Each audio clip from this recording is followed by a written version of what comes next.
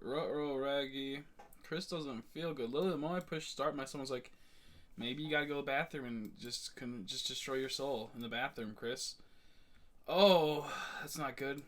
I had a little bit of ice cream a second ago and it did not agree with me. I'm not lactose intolerant. I'm just intolerant. But no, I'm not lactose intolerant. I just don't know what the fuck just happened right there. So hopefully I don't die. Hopefully I don't gotta make an emergency bathroom break. Who knows? How you doing, Lewis? How you doing, Bucko? How you doing, Cucko? No, I'm kidding. How you doing, buddy? How you doing, dude? How you doing, dude? How you? Let's see. We'll get all settled in. I got a message from my friend. Damn it, it's daytime. I'm getting really pissed at this mischievous shit. It's starting to piss me off. Ew, gross. Ew, gross, dude. I need to shave. I just haven't. I haven't gone to sleep yet, so that's why I'm wearing the same clothes and shit, and why I look gross. I was gonna shave after the stream, but then some stuff happened in life, and I wasn't able to do anything, and I can't sleep now. So we're gonna exhaust ourselves until about 6 o'clock, 3 hours from now, and then we're going to, or maybe 2 hours from now, and I got a phone call to take, and then I'll probably be able to go to bed. Who knows? I am excited tomorrow, more than likely to get Chinese food. So I'm looking forward to that. Really looking forward to that. I'm starving. There's like nothing to eat here. There's like nothing to eat here. Man, we'll see what happens though. Maybe we'll get lucky. Maybe we'll get cucky. Am live now. Okay, let's see. I gotta post this in the Discord. Post it in the Discord. Hopefully the audio's okay. In the sense of it's not too fucked. Oh my goodness. Oh my goodness. I cannot wait to take a shower. Get all cleaned up. I can't wait for that. It's gonna be good. Friends. Someone added me. Pending one. Oh, Cheyenne Brian sent me a friend request. Doi. He must have sent that earlier. Or just a little bit ago. Actually, just a little bit ago. If anyone wants to peep my Instagram, within Shiny Hunts to collect gold stars. Hell yeah. We'll give them little things. I forgot to fucking do it again, too. Oh god, I'm a fucking idiot. I'm so out of it, man. I'm exhausted. I need some sleep. But in the same breath, I can't get sleep at the moment. And I need to put that. Everyone, I'm sorry if I ping you in my Discord, but it has to happen. Enter. Send now. Okay, a few months ago I lost my Y version, so I bought X and not long later sold it. Gladly I found Y again this morning. Wow, that's funny. That's weird how things happen, you know? Why'd you sell the X? Y is better anyways. X is trash. Got this fucking weird deer looking like boy. You kidding me? Who wants a damn deer, dude? Not me. I will never be a deer in headlights. I would be hitting the deers while I look at them because they're caught in the headlights. I would run them over. That makes sense. I don't blame you then. That's a good meme then. Glad you found the Y this morning though. I am so exhausted right now. I feel like shit. I feel like absolute doo-doo. But I gotta go for about 2 hours, so we'll see what happens. Maybe we'll get one subscriber today. One more subscriber.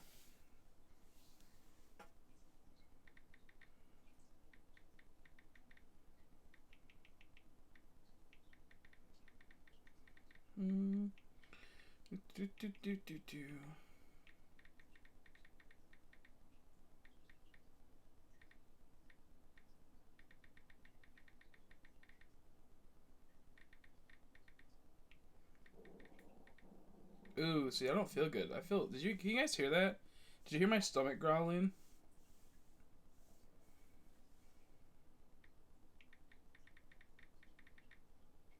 If you don't, how you doing, Flame? Don't have them for yourself.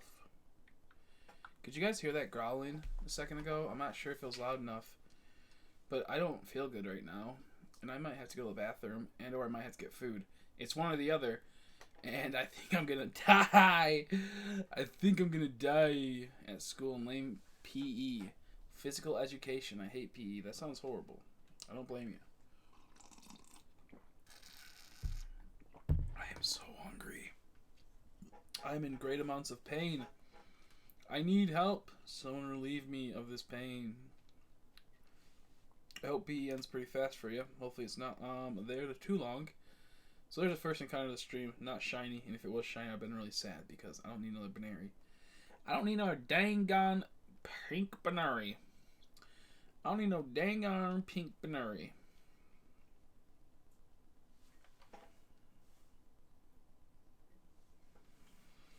I wonder how many encounters you can do a day in a single game. If you're paying attention for the most part. I wonder how many encounters in this Diamond and Pearl game. How you doing, Kaya? How you doing? How you? I was gonna go to bed when I got off the stream earlier, and then I wasn't feeling good, and I had some stuff go up in life, and then I couldn't sleep, and now here we are. So I'll be here for like 5 o'clock till. So yeah, I think we should be here for about 2 hours. I'm good, glad you. I'm in a flirting mode. Uh-oh, that's not good. So tomorrow I have this thing where I get to wear my own clothes. So I've got to wear school clothes, to school, change to my clothes at lunch, but I also have to PE, so my bag will die along with me. Gotcha. So you're gonna be doing all sorts of things tomorrow, switching in and out of clothes constantly. Cool. Yeah, so I'm exhausted right now, but I gotta stay active for a little while longer. I love this shirt design. It looks so cool. I want to show you guys something really sweet. My Redbubble finally works, so I can make this cool merch. Look at that. That's so cool. I love it, dude. It's a cool tank. I love it a lot. However, it costs quite a bit of money because it's a high quality one. Actually, I have to increase the price of it because I make no money even if one of those ever sell. And let me go down to... No, this is a free zone. What's wrong with you, degenerate? Let's go to... Right here, maybe? Nope. Where do I go to check up this? They make this so fucking frustrating to find the products that you have on your own fucking store. Like, I honestly don't know how the fuck I figure out my store. There, I go there, go to my profile. And then what? I go all the way down here? Maybe? Yeah, Chrissy Co. Chris's shop. And there we go. See, that's a bit better. Thank you. And I love this right here. I want to get one for the gym. This is so cool. I gotta increase the price though because I won't make any money off it if I were to sell any. Look at that. It's such a nice aesthetic. I'm gonna have to go by and fix it. It looks like the Mr. V's hair is getting cut off a little bit. I should probably go back and fix that. But I like this. It's something I could drink out of, and I'd actually be happy to drink out of on stream. Whip me with that shirt. No, thank you. I will throw you in the pits of hell, if anything. Back, demon, back. And then we got that shirt. And then we have, of course, a ladies' cut shirt. But they gotta pay an extra $1. Because, ladies, you deserve to give me more money. No, it's just the website makes you pay. They actually give me less money when it comes down to it. Girls' shirts cost more to make, apparently, because they like fancier quality stuff. And I'm assuming they have boobies, so, like, the fabric probably needs more fabric. Because they're boobs. That's what I'm guessing, at least. I did an assessment. And then we also have a pillow. I love this pillow. It's great. Look at this pillow. Oh, never mind. There's a pillow. That's a cool pillow. A cool pillow. So I don't think any of this stuff will sell for a very long time, just because of obvious reasons. I don't have that many viewers. But in time, my time will come, and people will see that beautiful pillow. They'll feel generous enough to pick it up. Because I love donations. Donations are great. I love them a lot, but at the same time, I feel kind of bad when no one gets anything back in return. So, well, I don't make much money then, you know, but still at least they're getting something. And it kind of motivates people to, you know, buy from a store. So then it'll in turn maybe have them buy from me in the future when they're getting product for Pokemon. So here's something that's gonna happen. This upcoming Friday, I'll be getting some really, really hot sauce. Oh God, I'm not looking forward to this. Some really, really hot sauce. And every time we get something really good in our packs, I'll take a hit or I'll eat something with it, and I'll get fucked up. So I don't do good with hot sauce. So every time we get a good pull in our packs, I will I will eat something with it. And then you'll see me die probably. Last time I did it was on my last channel. I got really fucked up, man. My nose was all like that. It was fucking tears were coming out my eyes. Not because I was crying, but because it was so fucking hot that I was just sweating like crazy. And we only had fucking expired milk there at the place I was dog sitting. Because I was dog sitting when that happened. I was at my cousin's. I took from 180K Skelville unit, and it fucked me up, man. So this week I'll try to get some 180K tomorrow, hot sauce. And if we hit something good, we'll take a swig of it. And more than likely probably die inside, because that shit's really fucking hot. How you doing, Demon and Michael? How you doing? How you doing?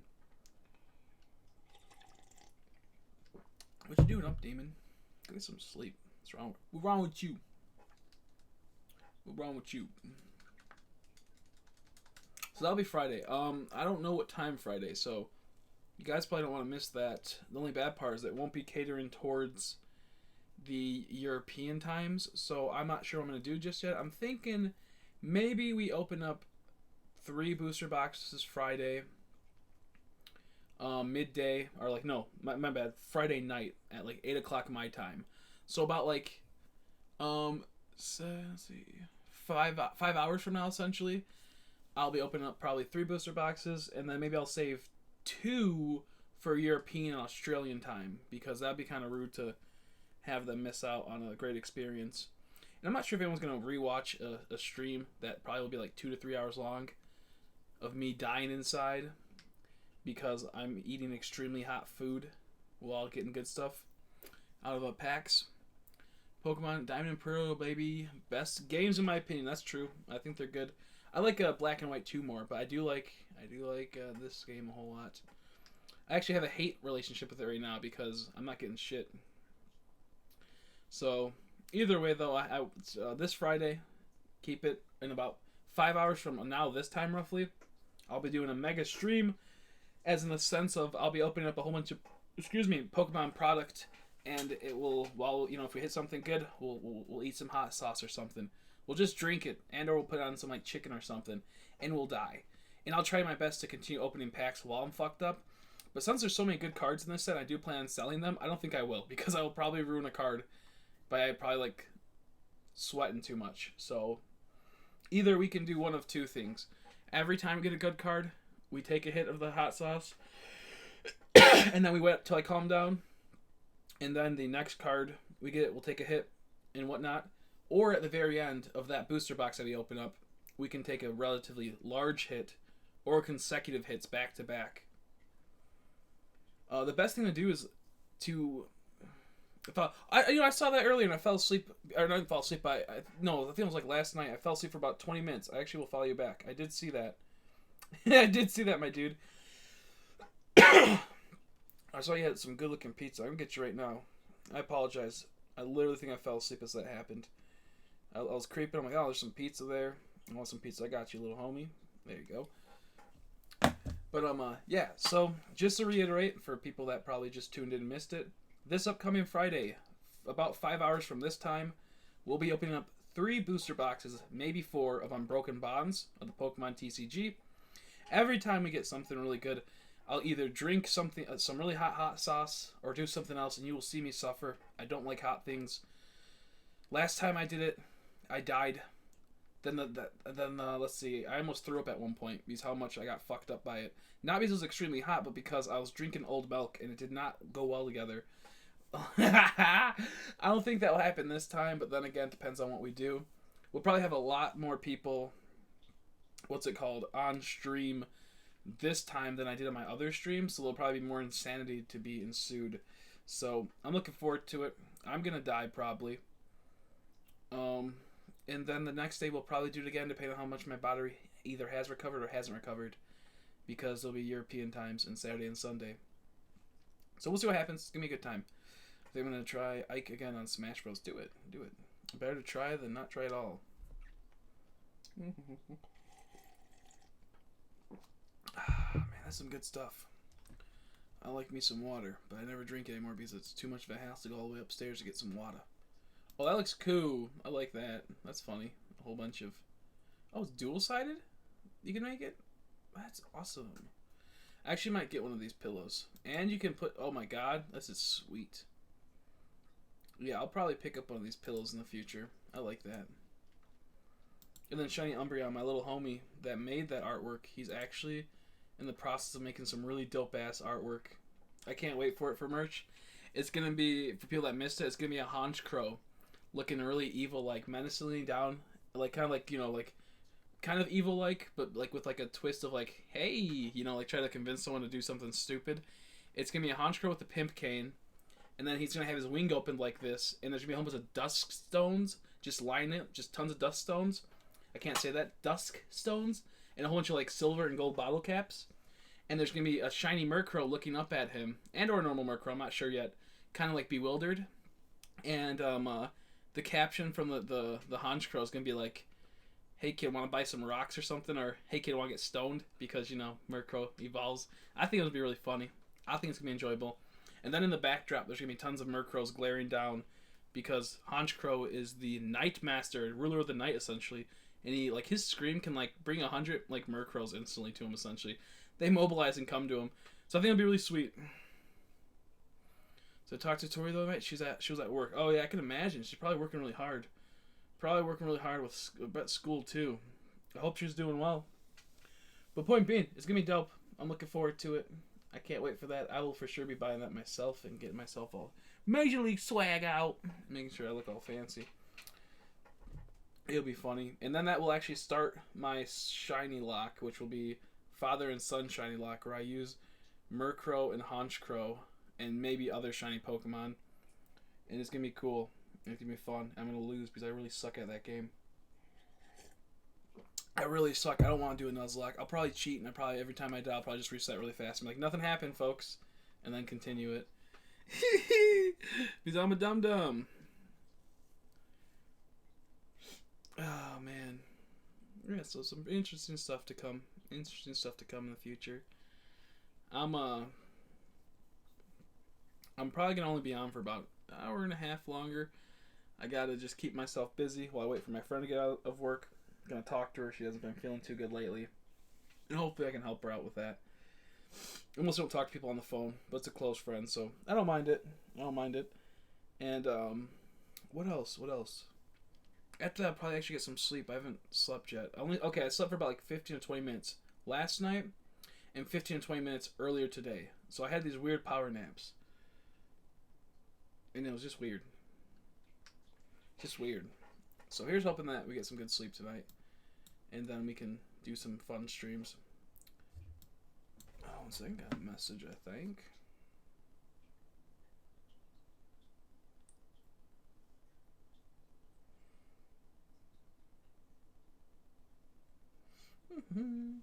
I have to go. See, I have to go. Have a good day, dude. Keep up the good work, brother. Thank you. I appreciate it, man. Have a good day. Have a good night.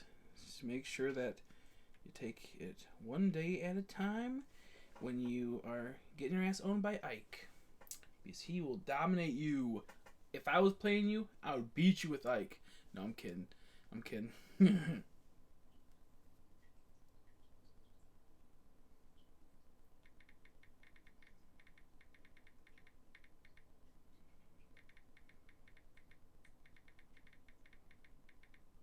1 second. Need to accept it. Sorry, accept it.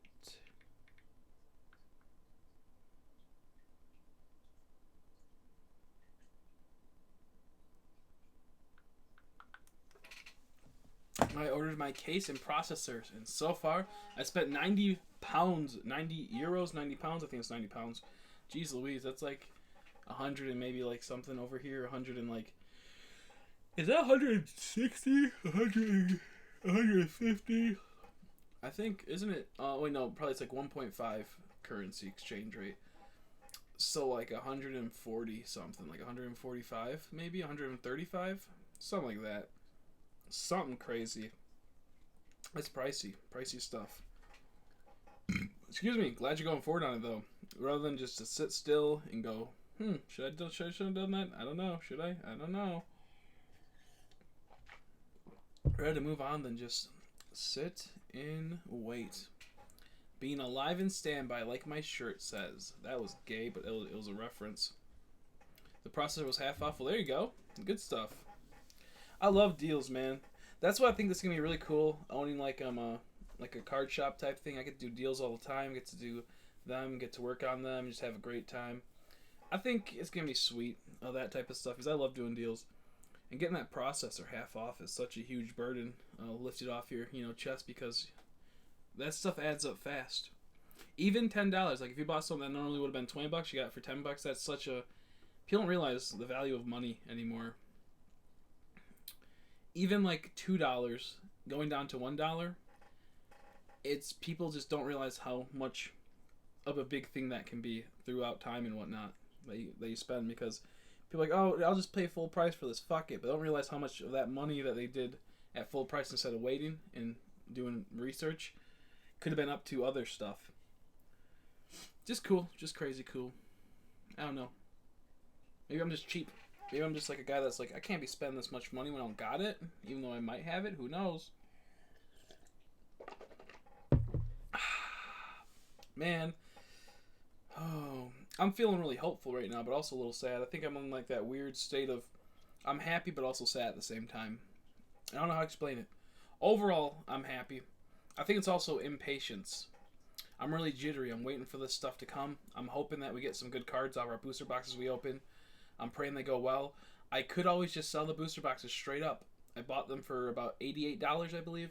I could probably sell them for $100 on YouTube, or not YouTube, on eBay, sealed, and I could make the money back and a little bit extra, but at the same time, I feel like it would be cooler to open them, and it would be good for the channel. It would be exactly bipolar, exactly. No, that's how it is. It got those mood swings. I'm all over the place, man. It's true. And like I'm not sure. Like sometimes a part of me goes, should I really take the gamble, or should I just take this small increase of money? I already went pretty deep though. I bought a scale and all this other stuff. I can still sell stuff, but I'm just really all over the place. Should I hold on to them and sell figures to pay off the credit line, or what should I do? Because this set is out of print, and that means that in time the boxes are gonna go up in price. The last time a set went out of print, it went from being $90 to buy a box to $144. So I'm kind of all over the place right now how I feel about this. I don't know if I should sit on them. I don't know if I should sell them. I don't know if I should open them and sell them individually. And it's just a weird feeling because either way it works out. Except for the way of opening them, it could not work out. But at the same sense, it still can work out because, I mean, I could figure out ways to make the money off of it. But I don't know. I'm just really anxious. I thought about saving one, but then it's a little weird. I just licked my cup. It looked really weird about it on camera. I thought about saving one. I'm saving one for one for Nora because they're gonna slowly buy packs of it, which will then in turn pay off the box and give me a little bit extra, and then I'll have 5 left. What are you planning to sit on? A chair? I don't even know what that means. Was that a meme? And sorry, that distracted me. Sam distracted me. So okay, so I have 6 of them coming, and then I have a team up box coming. Team up, I'm just gonna have to sell that off because it's one that says it's kind of a little valuable, says in the sense that like it's kind of cool, but there's not as much value as this other set that we have. So we have 6 of Unbroken Bonds. Unbroken Bonds are out of print. They're going to be hard to get. However, there's still going to be a decent amount of product coming out for it. So it's going to be like a weird situation. Now, since I have 6 of them, I have one that's for people on the channel to buy from at a discounted price, the packs. One I could possibly save. That means I have 4. Now, here's my thing. What happens if my 4 boxes I open don't have a Charizard or have 2, it doesn't have that many good cards? The chances are, more than likely, the next box has the cards in it. And that's what I'm scared of. Because when you buy a case of cards, I have the hiccup, sorry, you mostly get a default pattern. And if I were to buy this case and I open it, and 4 of the boxes I open end up being the ones that aren't the top tier boxes, and the next box over is the top tier box, it's like, what do I do? Do I take my losses, open it up, and hopefully get that, or I don't know. So I'm very like jaded on doing it. I'm very excited at the same time too. So this is how I see it. If I open up 3 booster boxes on one stream, that will bring people in. And if we do like a little, it gets people to see the product that they can buy from me. It gets people to, I guess, enjoy the content of something different than shiny hunting, seeing my genuine happiness and or despair, and they get to see something that's fun, such as me torturing myself with hot sauce. So I think in the long run, getting those packs opened is going to be good because it sets people up that, hey, we're going to be doing a lot more pack openings on the channel. Just and there might be times where we do mass box openings where it's like, more than 6 booster boxes at times. So I think it's good when it comes down to it. I don't mind breaking even. That's what when it really comes down to it, I don't mind breaking completely even, because at the end of the day, if I were to spend $700 and I make $700 back, I still have all this content for the channel, and then I just get subscribers from that and whatnot. I get other things that will in turn increase the chance of getting that monetization and other such things. So when it comes down to it, I'm just like, I'm jittery, I'm happy, I'm also a little scared, a little spooked out. You never know what could happen. You get hit with the sadness and get something bad. If I get really, really good boxes and I so happen to open up all 6 instead of saving one, I can always buy another one. I found a website that still has a few boxes left, and the person's not going to buy from me until next week. So I can always pick up that box right then, and then, so on and so on. But point being, I'm not sure how I feel to shit about these. I'm excited, and I'm a little spooked. So I'm hoping for the best. Here's hoping. After we open up all the boxes, I'll probably sell a ton of the high-end cards like right away on eBay if people don't want to buy from them from me. And then with that happening, I will probably start doing little mystery bags, those type of things, selling individual cards through here or through a website or something, and probably like eBay maybe, and figuring out how to do all that to make the money back. If I sell all the code cards in 6 booster boxes, I can make a decent amount of money back too. So the code cards kind of pay for themselves if you do it right. You have to do it right, of course. If you don't, then you're kind of fucked. So then the next part would be, if just say I made like, let's see, $400 just on the cards that I pull, I have to make up 116 more. The code cards can take a chunk out of that. So the rest of it, if I go negative with this set, which is kind of hard to do, if we're being honest, with the current situation, I have a ton of figures I've been wanting to sell, and like I've been getting them ready to settle up. That means I'll be able to sell those figures, and I can make some money that way to pay off the credit line. But the thing that happens next is, what do I do after I sell that and I make my money back and then some? I want to invest into more product, but the current situation of product is that this product's out of print, which means that there's not going to be really any way to get it without paying a premium. And if I pay the premium, I won't make any money off of it, so it's just content at that point. It's just kind of like this weird situation, and you have a chance to get hosed on it and get something bad. So it's a really weird situation of, do I then save up for the next thing that's coming out? And it's a possibility I might do that. But how do I get money other than donations and other type of things, which doesn't really happen as much just because, it's reality. I haven't been streaming much, and people don't want to pay people to, to stream if they're very inconsistent, and that's why we're fixing it. And like I said, donations are not needed, and not, they're just pluses. But if I don't have that steady income to where I can buy more product and I can get myself all situated in, that's just being kind of weird. So I think what we're doing on the channel, I think we're going to do, is open up 3 boxes Friday. If we get really, really good stuff, we'll be happy. We'll try to sell off all the stuff, save some stuff for people. If people want to kind of donate but don't have want to get something in return, they can buy the cards off me, obviously, and I'll be kind of like donating while you're getting cards in return. Then the next day, we'll probably open up 2 booster boxes. If we get even better stuff, maybe I'll open up the last booster box and then buy another one with the funds we got. And then after that, I'll be also more than likely selling my figures, which will give me a hefty amount of money if I can do it right. I have a few figures that are worth $20, $25. I have my friend Brian. He's already going to buy, I think, roughly $20 worth, I think, $18 worth of figures from me. So ones that are a little rare, but you know, it's worth it. He's a good friend. Want to help him out, give him a deal. And so if I can just make like $100, like we'll just say on the low end, we'll say $50 a week just on sales. That will be about, you know, for $200, you know, a month just on like sales and whatnot. It doesn't seem like a lot. It's not, you know, like a high end job, but at the end of the day, it gets me one step closer, because on that 200 will then double eventually to 400 once we get more product in. It's a slow growing thing. It's kind of like a weird investment, and it's something I truly love doing. On top of that, I could also start playing the TCG again, which I more than likely will start doing. I'll get into the scene, and I'll probably start doing stuff on that. And I don't know. I know it's kind of boring just hearing me talk about this stupid stuff, but it's been, I haven't had much motivation in my life to do things at times, and I always would kind of like get really into something and then quit because I felt like I couldn't do it, or I didn't want to get fucked up and end up messing up because I ended up doing something stupid. Like, I would normally never take out credit because I feel like I wouldn't be able to pay it off, but I realized I could pay it off. I just was afraid that if I failed trying to pay it off, I would get fucked up. But I realized I'm like, getting like, you know, $100 a month having to pay is not a big deal at all. It's actually relatively easy to do, even if you have to go like fucking do some side jobs and whatnot. And I have enough stuff where I can pay that shit off. So when it comes down to it, I'm excited. I wish I would have done this a long time ago.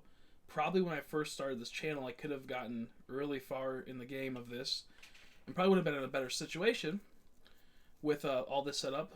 But you got to start somewhere, so I'm glad I'm starting now, and I'm looking forward to it. There's a lot of kind people on here that already said that if they are gonna buy, you know, Pokemon cards, they'll buy from me. Even if I have to pay, like, even like they're buying singles, I have to pay a little bit more than, you know, the competitive price. So like, you know, people on eBay, they'll sell a card for $3. I might have to sell it for like $4, or maybe like $5 or something, just because I need to, you know, like these people are buying tons and tons of boxes, probably like anywhere between 90 boxes, opening up, getting those cards that, you know, cost like nothing, selling them for really cheap just to get the money back, so they can, because they hit enough good stuff that the other stuff paid off. So that's kind of like the cool thing, I guess. Is there are going to be some kind people that will help out with buying cards, even if it's like a little bit more expensive, just by a bit. The other like weird thing is it kind of like I say, I feel morally better accepting money when someone's getting something in return than if they were to just donate. Because like I said, I like donating. Donating's good because you get the money straight up, and you don't, like, if someone buys a shirt for me and they pay $20, I only get $12 out of that, essentially. So the thing is, it does suck because they could have just sent the $20 to me, but then they get like nothing in return other than like the me talking and whatnot, me chitter chatting, and I guess the joy of having something to listen to or some shit. I don't know, but I just feel better knowing that people get something in return rather than just throwing money at me just for, you know, I don't know. I always felt weird about that, but I think people understand what I'm getting at. So I know it's rambling, and people are kind of like, "Ooh, this is weird," and they just like leave. I know I've watched the view count go up and down when I could just be all sunshine and rainbows and just act like, you know, I'm not nervous about things or I'm not excited about things, and instead just turn into just constant hype. But I don't know. I think it's more healthy to be honest than be spooked and kind of withdraw and not let your audience know what's going on. So that's what's going on right now. I will probably talk about like a lot of like the financial aspects of stuff, the market and whatnot within the future, but within the realm of I can't give everyone the tips of everything, because then they'll be like, well, that's not fair, you're making this much money off of it possibly. Or they might be like, why don't you increase the price? And I have to explain why I can't increase the price of stuff, because I don't want to rip off people. I don't want them to go completely into like the negative when getting stuff. But so the way it works out right now, the Unbroken Bonds is such a good set. It has a very huge high investment rate because it has Rainbow Rare Charizard and Reshiram. The Charizard is one of the most playable Charizards to ever see existence. So just on that factor, it's extremely good. High-end card because one, it's beautiful. It's a Charizard. There's 2 Pokemon on it. And it's extremely playable. And it's in a rare print run. All the cards except for 2 cards in that have 4 variants in that set. Charizard and Melmetal and Lucario are completely different in that realm because it comes down to the thing of there's only 3 of them. They're copies of them. So what they do instead is they're going to release the Charizard and Reshiram in a promo box. That promo box is going to be $30. Now this is where it gets weird. Right now, Charizard and Reshiram are the best card in the format. They are extremely powerful. People need, I think, 3 to 4 of them, mostly 4 of them, when it comes down to it. And the thing that happens with this is that people are going to scramble to get this. And that's why this set is so good, because players love tons of cards in it. But the fact that just this Charizard makes it to where you can worth buying it is good because it's fucking collectors like it too, and the players like it. Then you go on to the other cards in the set. There's the Dene GX. There's tons of trainers that are high-end, really good. And it makes it to where they could have made a set just for collectors, but instead, they made it for both, and they did it the right way. And with this all happening, the price for Charizard went from being $150 the other day to people realizing how good it is and how rare this set is to $250. Will that stay there for a while? No, because what's going to happen is August, that box comes out. And when that box comes out, it's going to decrease the price of all Charizards because people can pay $30 to pick up the Charizard card with the packs and with the figures and get a value. Or they can wait for someone to buy a whole bunch of those boxes, such as someone like me, open them up, sell the card for $10, sell the jumbo card for like $3 or $4, sell the figure for $3 to $4, sell the packs for like $3, maybe even like $2.75, and if they buy it in bulk, they paid $20 for that box. They get $10 off of that card, $3 will say off the figure, $3 off the jumbo card, and then they got the packs where they sell for about $2.75 to $3. And if they bought the box for $20 and it comes with 4 packs, right there, if you're selling for $3, you're getting $12 off of that, you're getting $10 off the card, and you're getting $6 off the extra product. That small stuff, and you get traffic to your website for people to look at it. You don't make the biggest of gains at times with it, and also the charge will fluctuate. Sometimes people buy it for $12 to $15, but point being, the consistent thing is that this Charizard promo is going to be worth some good money, and it's going to be one of those things where people are going to scramble for, which in turn tanks the price of the Charizards in the set. Outside of the Rainbow Rare will kind of stay consistent, but the full art will go down in price, and this Charizard goes down in price. Now, this box isn't going to get released until August 2nd, so you have all that time in between to sell your Charizards, to find them, and then people will be like, ooh, Regionals is coming up. Ooh, World Championships is coming up. People are going to go crazy starting to buy that Charizard.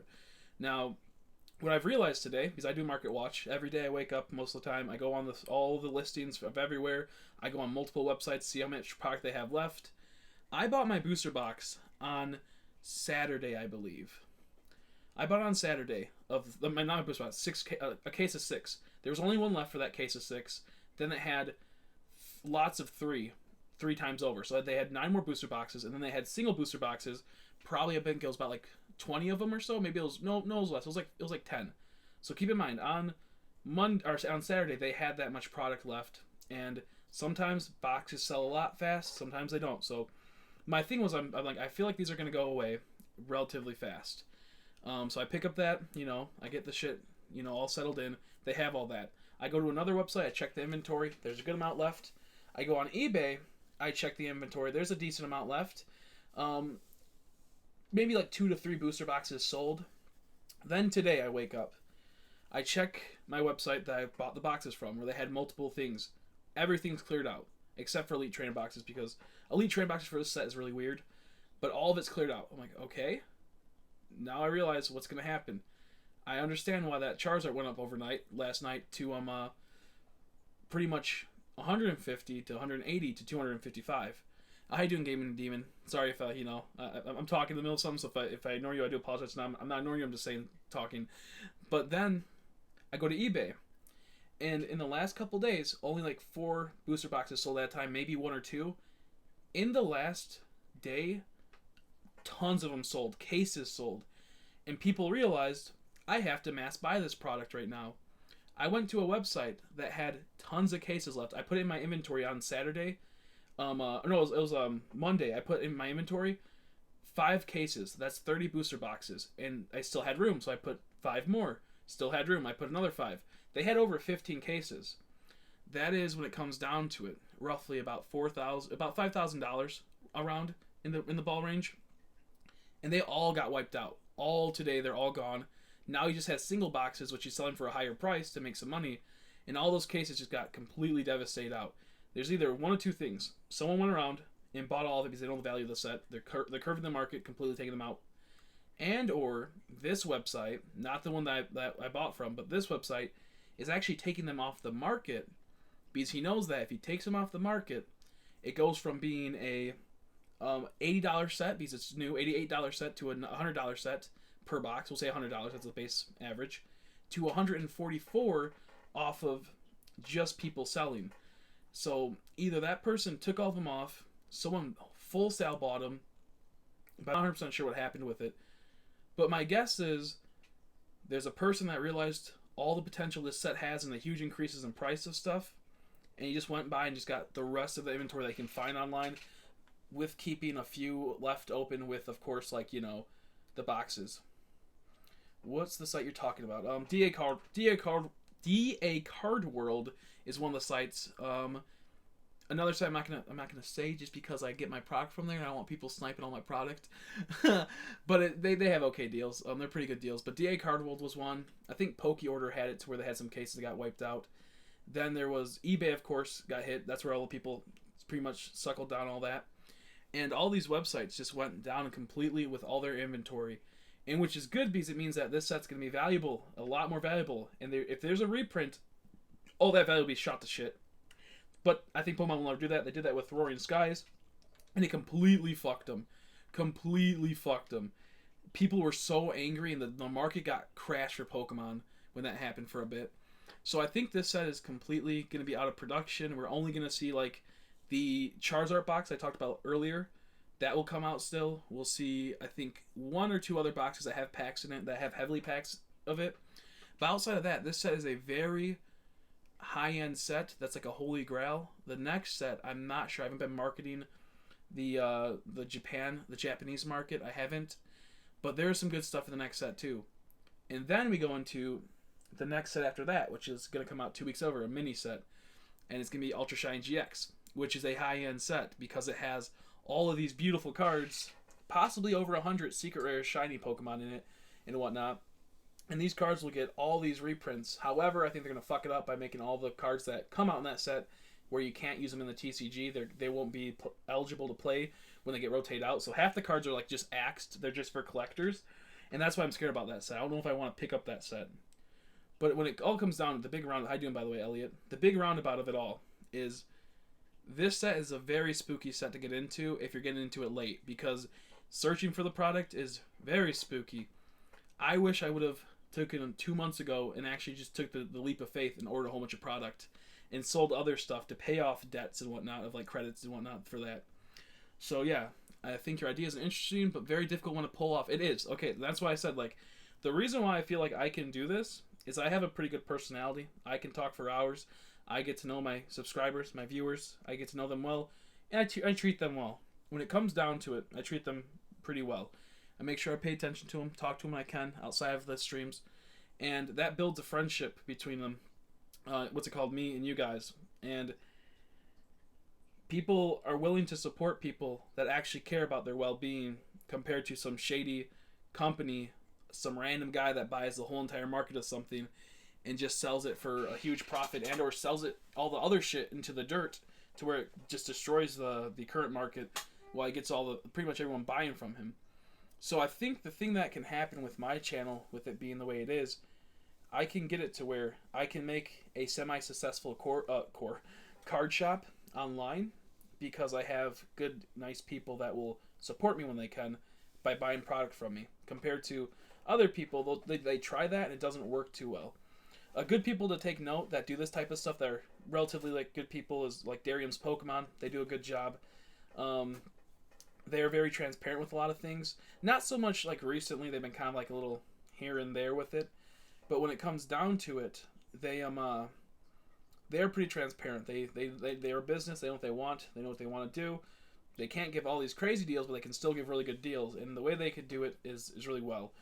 Me, on the other hand, I can give deals while making not that much of a profit, and feel like a good person at the end of the day. And then when I get into the thing where I'm making money off of YouTube again, I'll be able to do that because, like I said, a lot of people don't know, I used to have a YouTube account, and I was doing pretty decent. I was getting up there. I could make money off of it, but I kind of just like went to like this weird depression where I kind of tanked the channel at times, and I brought it back a whole bunch, and then tanked it, then brought it back, and then tanked it, and I kept doing that, and I would buy tons of product for it, and then I just would sit on it because I was just too in a shit mood. And I realized as I got older, I shouldn't do that. I shouldn't let stupid things pass me by just because I'm in a bad mood.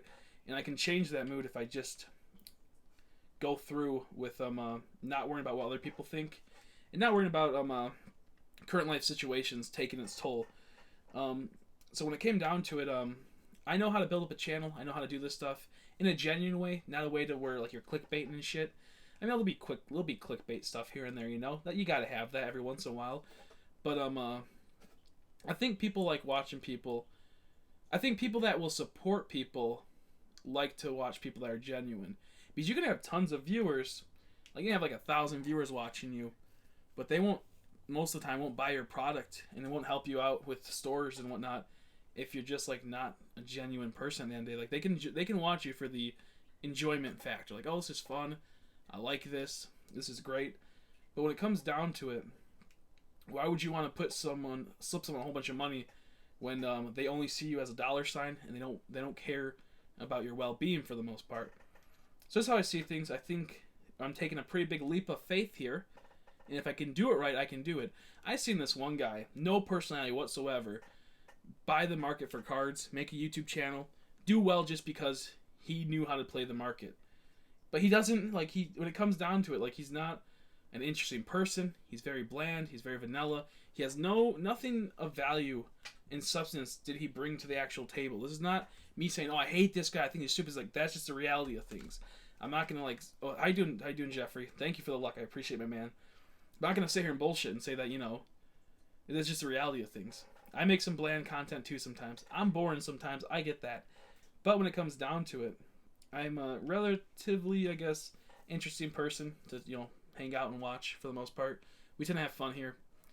But if someone bland can do that systematically, I think someone with personality and that works hard and tries his best can do it just as equally or better. So we're taking the risk. We bought a lot of shit coming our way. We're gonna have fun. I don't suspect to make a ton of money off the stuff I got or any money anytime soon. It's gonna be a slow burn, and we'll slowly get our way there. So that's just how I see things. I don't know. I'm looking forward to everything. I think it's better to try something than to just firebomb it. At least you make boring content from time to time. Yeah, like I said, I know that I have streams where I'm just kind of sitting here just chillaxing and not really saying too much, just, you know, playing the card games or whatnot, or playing like, not playing the card, but playing like the shiny hunts, but just kind of relaxing. It's better to be honest with yourself than lie and say, I make all the best content, all my stuff's good constantly, or I don't have that many shit content streams and whatnot. But yeah, I think about picking up the Magic Card Brothers GX box, but mainly want the card, so I think I should buy the box or the card. I actually might be picking up some of those boxes in the near future if I can find them for cheap at a website that I'm working with. Not working with them like personally, but like, I mean, like, I'm working with friends that work at a place that they can probably get it for cheap and I can buy it from them. But if I do, I'll let you know. The card, because I might individually sell the cards if I do. The card, I'm not sure, to be honest. It all comes down to how you feel about the card. Would you rather buy the secret rare cards and the ultra rare card, or would you rather buy the promo card? I think the alternative art card looks a lot better than the promo card, but that's just me. Excuse me. So it comes down to, what do you want? Do you want to open up packs at the end of the day, or do you want to save a few buckaroos and just get the card on its own? Because when it all comes down to it, saving your money is a big thing, and spending it wisely is a big thing, for me at least. So, yeah. I'm doing pretty good, by the way, when you said, how you doing? I was explaining earlier that I'm, like, really anxious right now. I'm really excited, but also really jittery. A little scared, a little spooked. I guess how much the card is itself versus the box. I'm guessing it's anywhere between a $5 to $10 card. I'll look it up right now. I can't look it up. I'll look at my phone. I'm gonna guess a $5 to $10 card. It could go anywhere between that. Let's see.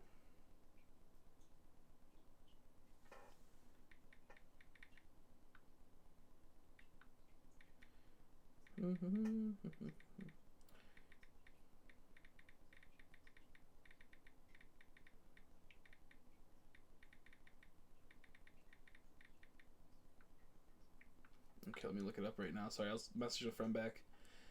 Did I just get something in the mail? No, I didn't.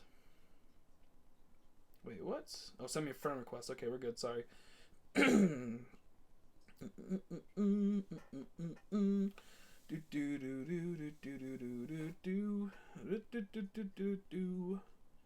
Whalord. Whoops, I spelled Whalord wrong. Oh, fucking stop, man. I hate when they keep asking me this stuff. Whalord. Here we go. I'll just give it a peep. Yep, I knew it was going to be that much. Yep. Yeah, it's a pricey card. Even if it's a promo. It's a pricey card. That's why I said, like, this is a okay card. It looks cool, and that's why people want it. Here's the thing. Charizard, Reshiram Charizard's going to be coming out in August, and how it's a really playable card. People are going to spend anywhere between $7 to $15 for it. When is your store opening? That's the weird thing. I don't know if I'm going to open up a store right away, because it's going to be costing a lot of money. I have all this stuff coming, all like the shipping, all that type of stuff. So I think I'm going to work with eBay at the moment.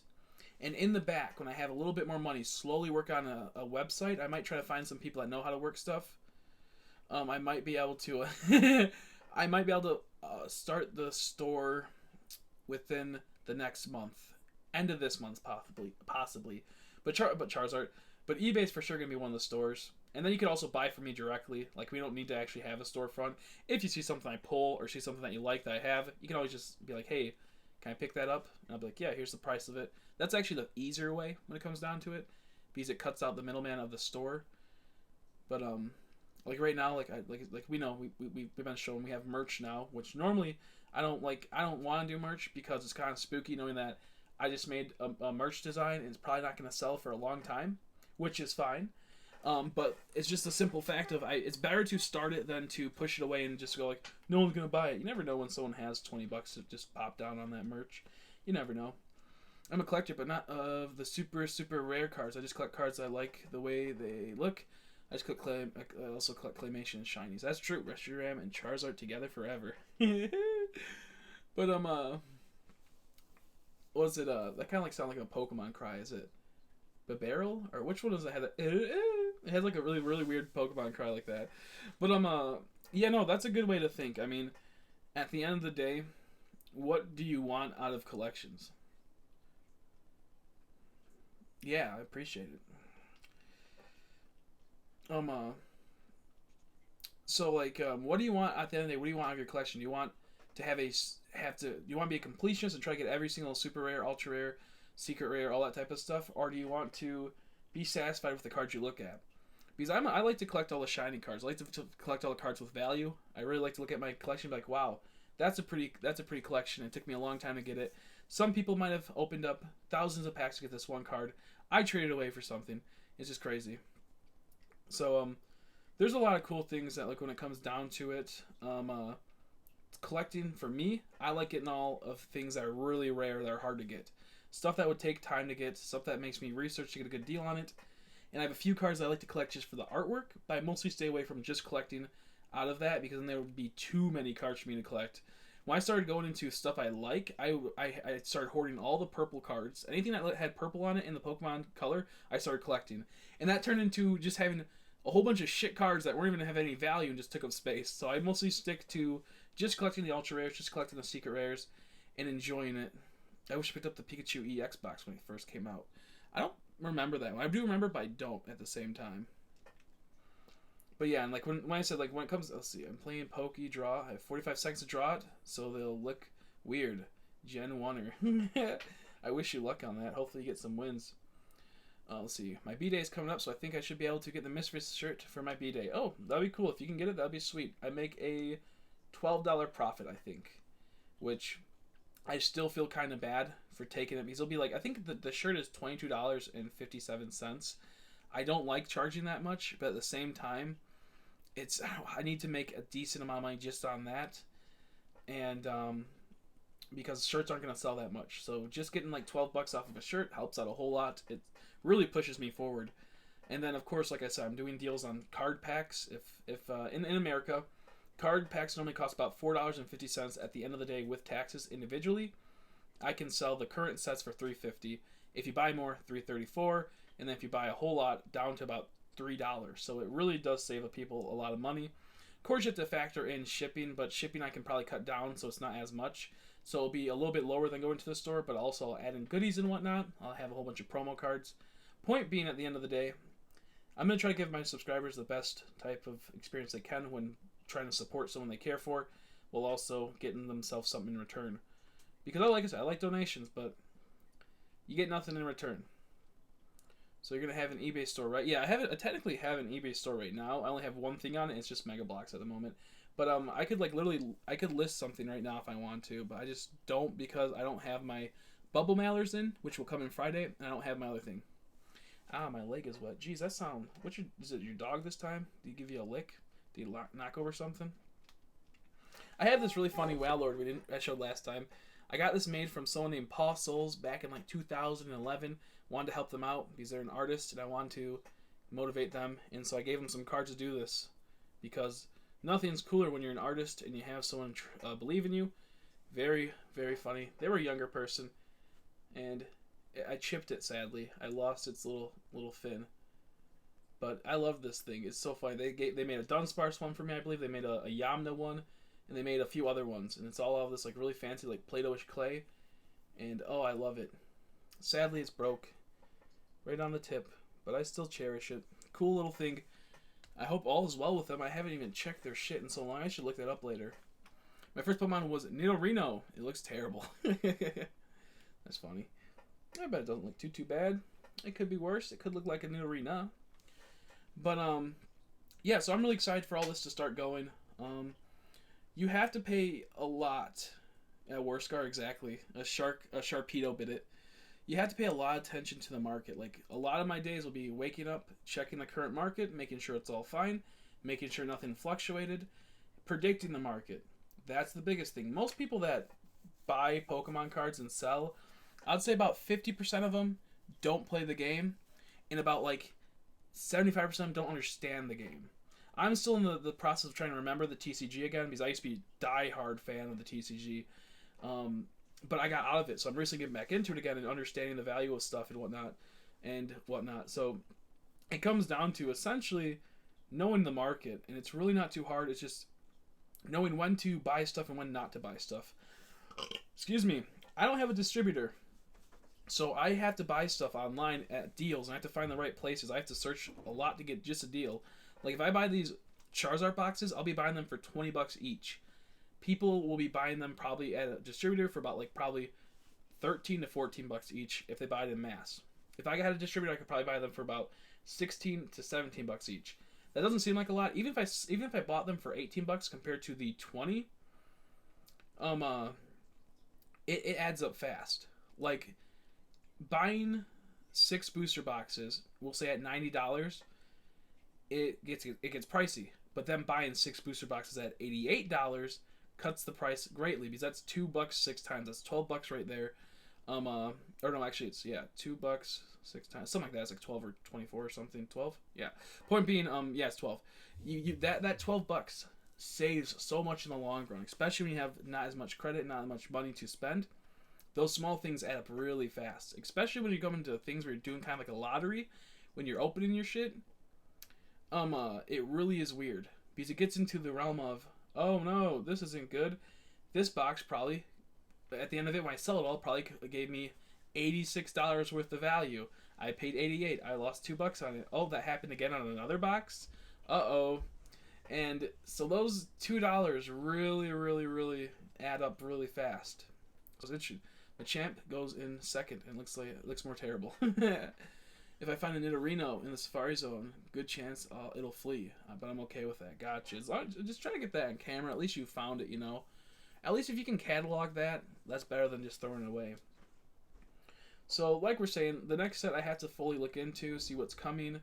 I know Keldeo GX, I believe, is coming out in that set, and Keldeo will be a pretty good counter to Charizard and Reshiram, but I don't think it'll be the end game counter to it. So I still think that we have Charizard will still be extremely dominant. It's still extremely dominant in the format, even with Keldeo almost on the cusp.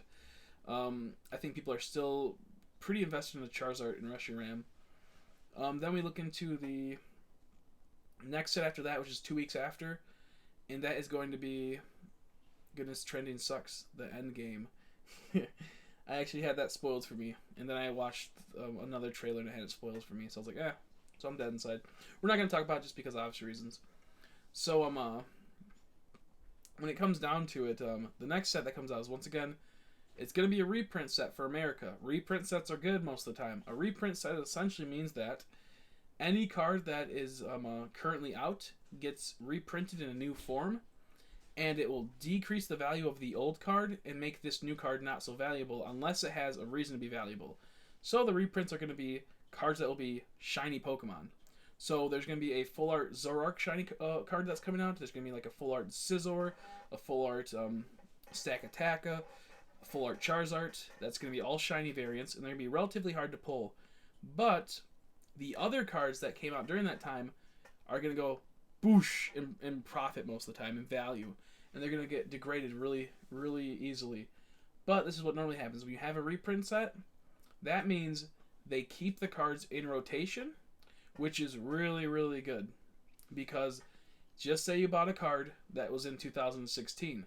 It's a really good card. It had value all the way till 2019. And that card is a high-end card that uses it every single deck. But once it gets rotated out, it goes from being a $50 card to like possibly a $10 card because you can't use it in tournaments no more, thus tanking the value of it. That's very simple. Everyone knows that.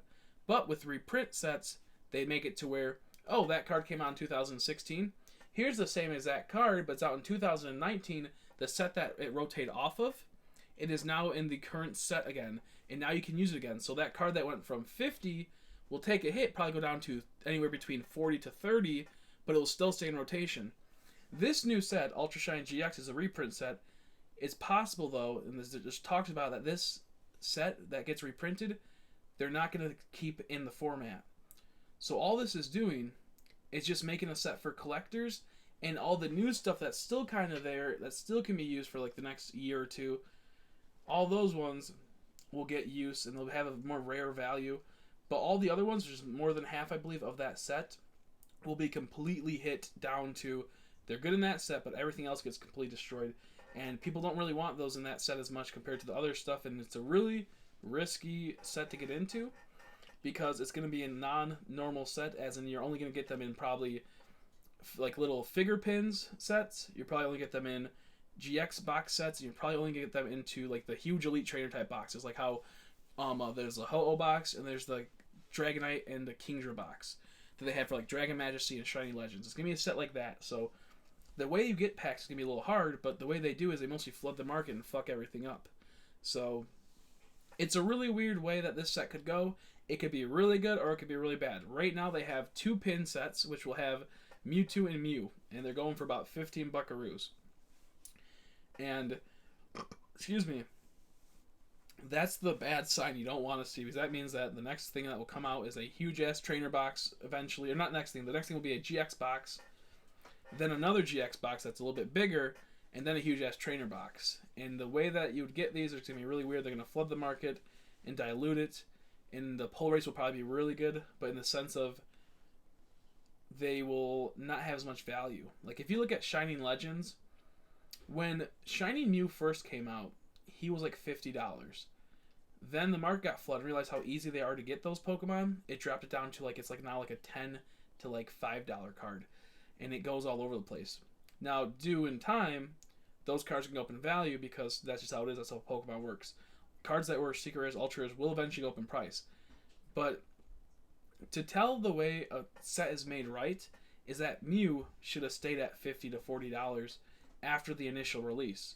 The first month, you cannot dictate the market of a set because that's what everyone wants at that very moment. Once things settle down, once the market gets full of all the cards that people don't want anymore, it starts taking hits. Once people realize that the cards aren't as good as they were in the card game, it turns into this really weird thing of, oh, this card used to be $30, now it's $2, now it's $5, now it's $3, and there's not that much of a market there.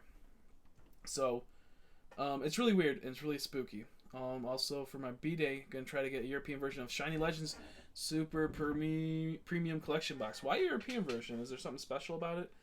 I think I might have seen that before. Third is Rhydon, but looks like an evil Rhydon, but I missed the left freaking arm. How do you do that? I guess 45 seconds. That's funny. You know what? It's not that bad. Good. Yeah, don't beat yourself up over messing up something. We all mess up stuff. I mess up stuff constantly. I have a headache right now.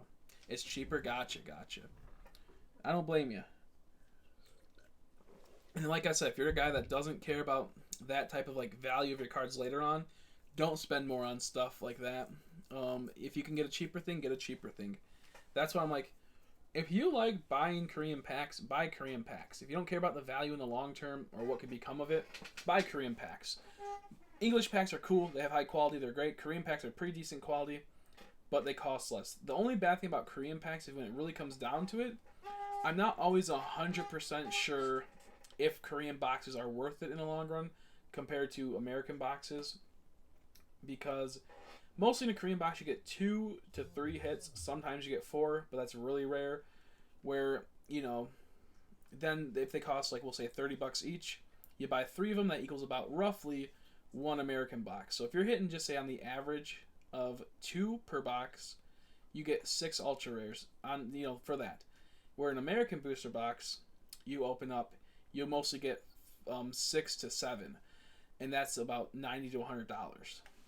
But there is the chance that you could get possibly out of your 3 booster boxes in Korean, 2 extra, or what's called 2 3-box hits, and then 1 2-box hit. So you'll end up getting, at the end of the day, 8 cards that are ultra rare compared to the American one, which has mostly have an average of 6 to 7, sometimes 5. So it's a really weird thing. I think Korean cards are more doable because you can get them in smaller increments at a time, and you're not breaking your bank while you're opening tons of packs. Other times you get Korean box for like $20 and whatnot. But when it comes down to it, like if you were to buy a Korean box, you don't always get guaranteed good stuff, and it's a little spooky. So I'm very half and half. I love Korean boxes though; they're enjoyable to open. If you're just looking for the artwork, you're just looking for the Pokemon, then you're just looking for something to open up and have fun. Well worth it. I say it's highly a good thing to buy. But if you're trying to invest into it or trying to get some money in return or something, not worth it. I'll probably, like I said, I'll probably buy a few booster boxes of Korean sets, sell the packs for like $1.25, $1.50 depending on the set, and then just have it on the store. They slowly sell. People might feel generous, like, oh, I want to donate, but how about instead I just buy a few of these Korean packs you have, make some money off it, type of thing. So it's all interesting. I do apologize. I do really like talking about this stuff, so I do feel bad if I'm going on and on talking about markets and shit that I don't really 100% know myself, but I'm learning, and it's just, I don't know, it's just enjoyable for me. Fourth goes Machop. Ooh, the mini Machamp. But yeah, so I'm praying if this would be my perfect out of 6 boxes. Rainbow Rare Charizard, a Welder, Green's Exploration, Full Art Charizard, Normal Art Charizard, Dedenne, and Gardevoir and Sylveon Alternative Art. If we got like any of a couple of those out of our 6 boxes in total, I'll be really, really happy because they are the good cards. The more Charizards I can get, the better. And Charizard Reshirams, because obviously reason it pays back.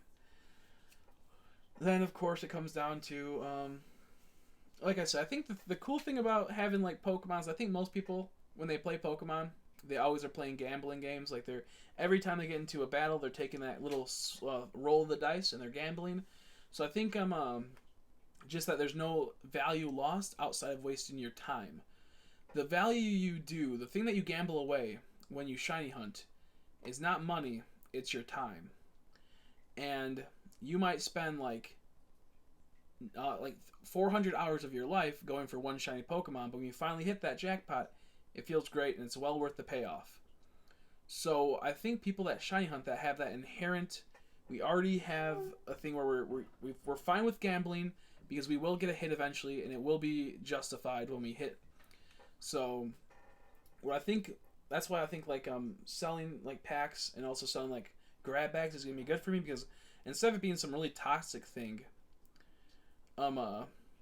instead of it being some really like toxic thing of like the person trying to like always get something out of their packs, if they do grab bags, I at least understand that they're doing a little tiny gamble and it's giving them a little dopamine and making them feel great while also helping out someone. Because if you go online and you buy like a grab bag from eBay, we'll say you buy like a $5 grab bag that comes with an ultra rare secret no matter what. If you buy a grab bag from someone that you don't even know and you get hosed from it and you get completely destroyed in the value market and you get nothing out of it, you're gonna be upset because you just lost out on $5 and you're upset. You just lost $5. If you buy it from someone you know and you like, and maybe you don't get the best cards, but you get something kind of cool, not only did you send them money to help them grow, but you made them happy with that, so you can justify the loss at the end of the day. Of maybe, maybe you bought a blind bag for $5, you only got $2 of value, But at the end of the day, you're helping someone grow their business out, and you're helping them, I guess, do their dream. So that's how I kind of see it. I don't know. It's like a weird thing, I guess, but I don't know. I guess I'm just a dum-dum, maybe. Maybe I'm just too optimistic, even though I've always been really like a pessimistic person. So I think it's just, I don't know, it's kind of weird to me to be so optimistic about stuff.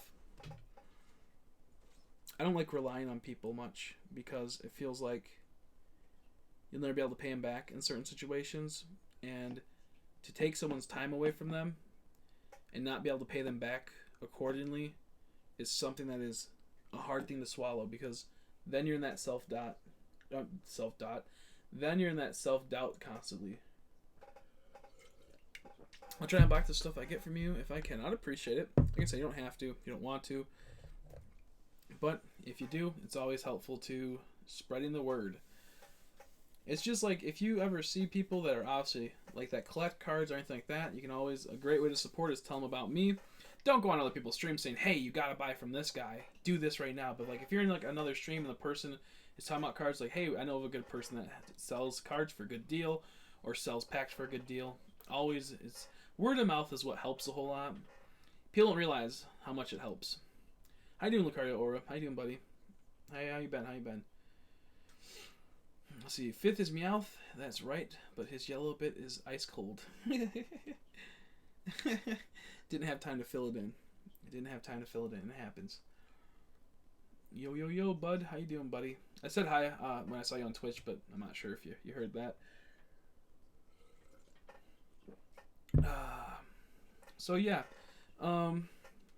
The faster we can sell product, the faster we can do more product opening and more pack openings and funner streams. I really enjoy having you back, Chrissy. I've enjoyed being back and chatting with you, my man.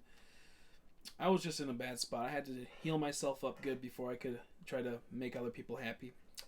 Because if you're not making yourself happy, then it's not good. I left Twitch because it was froze on an advert. Oh, gotcha. I gotcha. We're going to try to get ourselves back into the motivation of, not the motivation, but the swing of things, I guess. We're going to try to get back our audience. It's going to take a bit, but it'll happen. How you doing, Nora? How you doing? So yeah, we're going to try to get our audience back into full force. I'll be doing some minor giveaways here and there. Since I do have like the way to ship stuff now coming in the future, I will be able to do a bit more little giveaways. Tiny little, giveaways.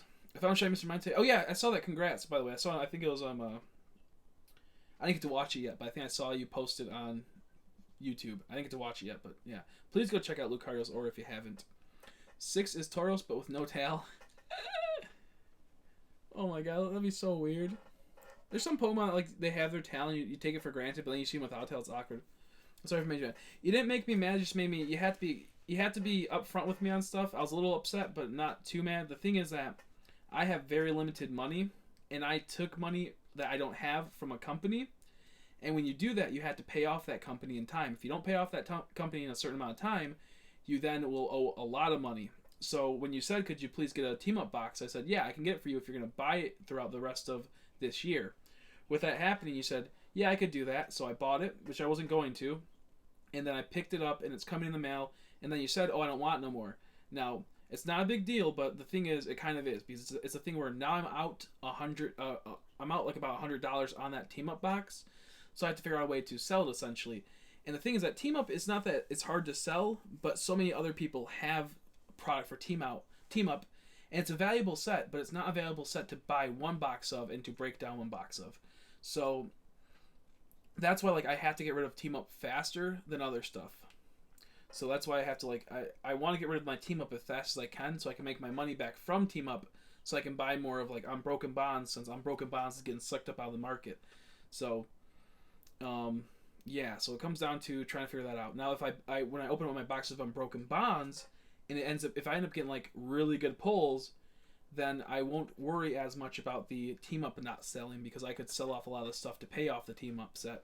But so it's not that I'm that upset or that angry. You just have to realize that when you ask someone to get something and it's a lot of money, make sure you go through on it because you could cause them to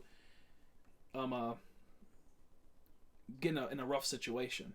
It's okay. We all make mistakes. I'm not like angry. I'm just a little I was a little upset, but when it comes down to it, I know that you said that you would you'd still buy them. So we'll try to get that all sorted out. I do appreciate it. Like I said, you're helping me regardless with picking up these boxes. But like when it came down to it, I wasn't gonna get team up. I was actually going to buy a thermal printer or not thermal printer, something else. But since I bought that, I couldn't get the thing I was gonna get, and I couldn't get the thermal printer, which I needed later on. So it just caused a big old mess, and it's all fine. It's just if you could still buy it, I'd greatly appreciate it. If not, I can try to figure out a way to get rid of it, but it's gonna be at a loss essentially. 7th in Poké Draw is Sandslash. He's not bad. But did you hear about Gengar and Mimikyu GX from Team Up? Yep, they're a beautiful card. There is 4 variants, I believe, of that card: a full art, rainbow rare, alternative art, and a normal ultra rare. And that's beautiful. That's one reason why I do kind of want to open it. I would love to see the Team Up stuff in the boxes, but I don't have the I can't do that because opening up so here's the thing.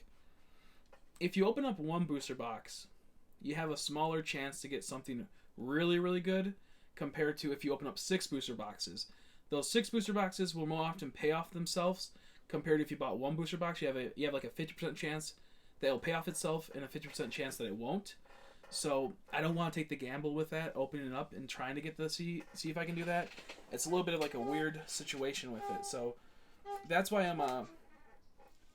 I will never open up single booster boxes unless they were supplied by people on the channel, because the thing is that like when you buy a single booster box, you can get really good stuff still. But if I'm putting a lot of money into this stuff, it's better for me to put a lot of money into multiple boxes, if that makes sense. So I'm not saying that they're not going to get something good from their box. They're going to get good stuff. But it's a higher chance that you're going to get better stuff if I buy multiple stuff. Yep, yeah, no, it's all fine.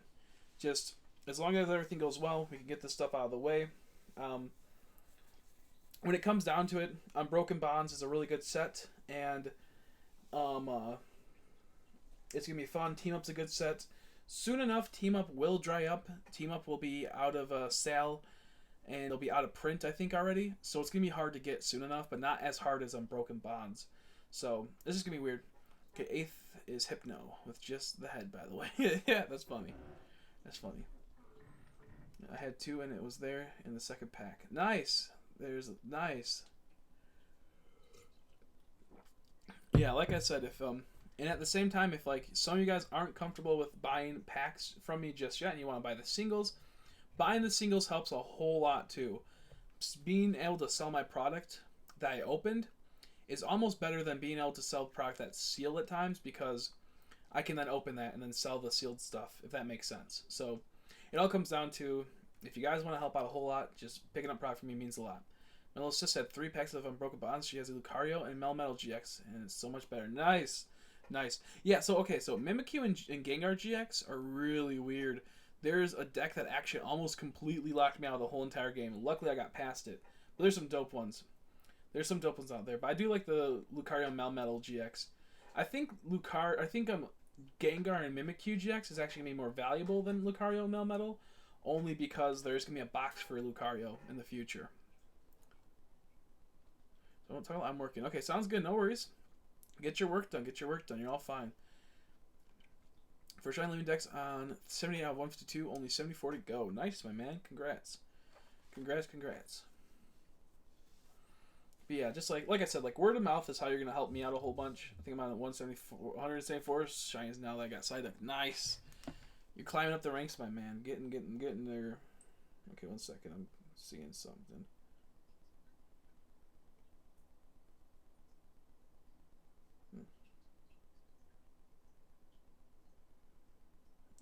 Let me see. One second. I messaged a friend.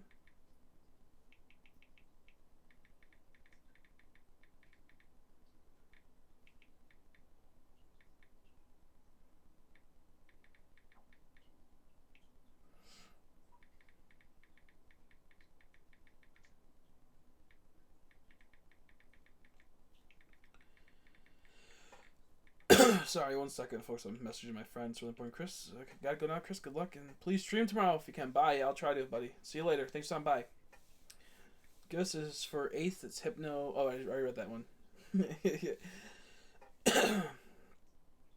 And also, if you guys ever buy from me, when I get if I do like a pack opening or something like that later on the channel, I'll for sure say thank you.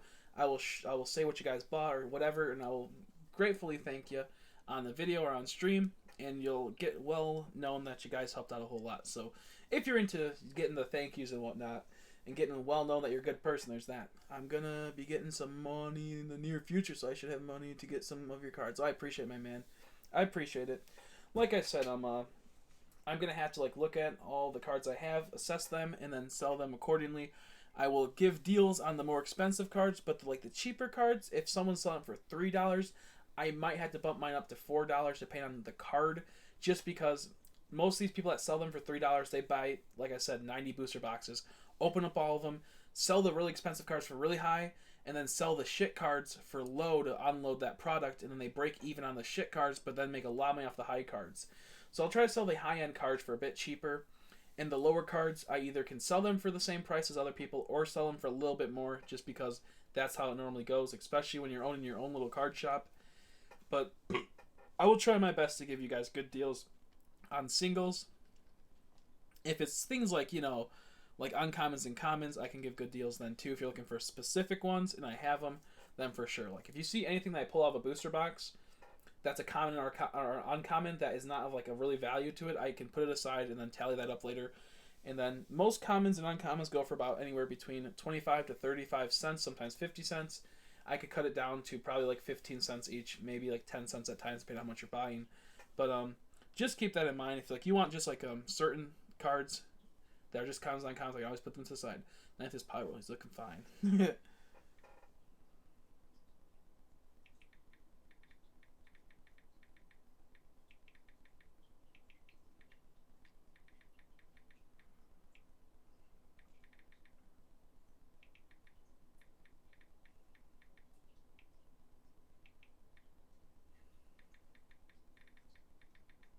1 second.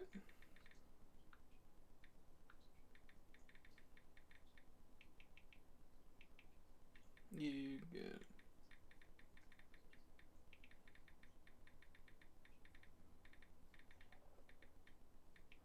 One second, and we can check it.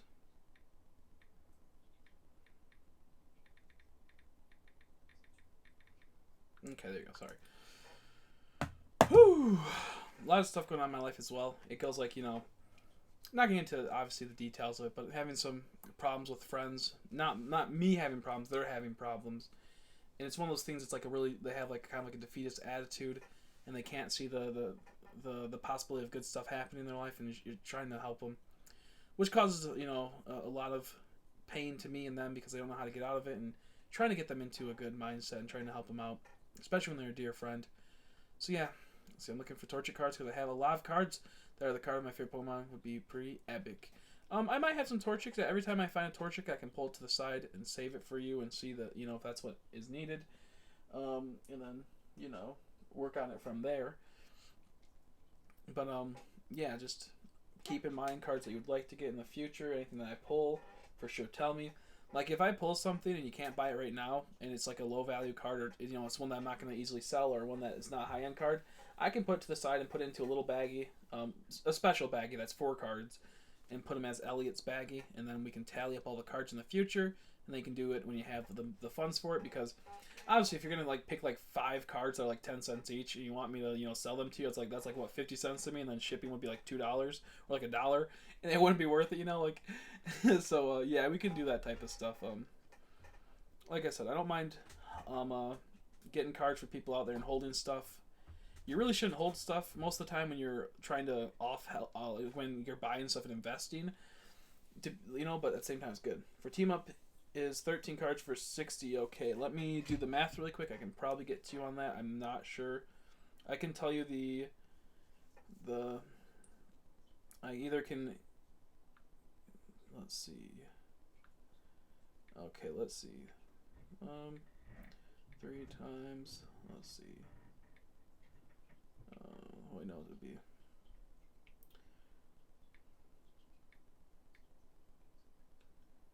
3 times 13. I could probably do cheaper than that. Maybe. Let me see. 3 times, or wait, 3.25 times 13. Okay, let's see. 1 second. I could probably do 13 team up packs for $55, which will then probably be about, or probably like $53, and then shipping will take effect. It'll probably be like $56, if that makes sense. So I can actually do a bit lower than that, Nora. I can probably do $53, and then shipping would probably be like $3 or $4, so it'd probably be like $57. So I can, like I said, I can do deals. Like I could have even said, yeah, I'll take that. I'll take the extra buckaroos, but I'd rather help you on that and cut it cheaper. So yeah, I can probably do for 13 packs. I could more than likely do $53 or so, and then whatever the shipping is, which shipping shouldn't be that expensive. I wish they would sneak secret rare shines into the TCG again. I know, right? Now I can't always do deals like crazy deals, but that helps me out quite a bit and gets me into what I would need essentially. So if I can also, like I said, I'll add in extra cards into your order. If you guys order a lot, like if you guys order like anything over like the $50 range, I'll put in some cool little cards, some promo cards that haven't been opened, some other type of stuff. So let me just do quick maths.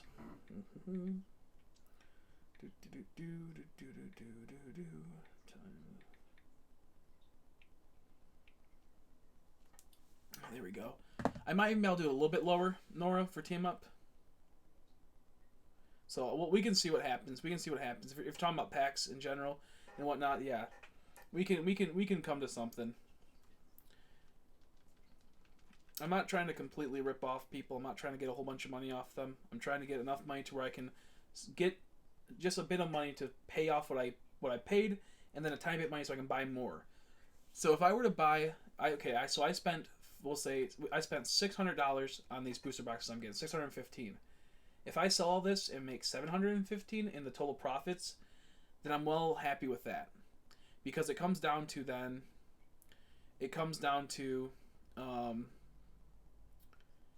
what was I saying? It comes down to I made $100 profit.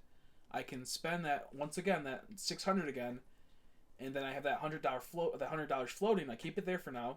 I then resell that again. I make the same exact profit, so I'm at once again $200 now. I then do it more time, sell it, and I make $300. I'm at $300 now. I then take that $300 and buy even more. I sell all that. I'm at like $350 then, or no, I mean $450, and it just goes up from that, if that makes sense.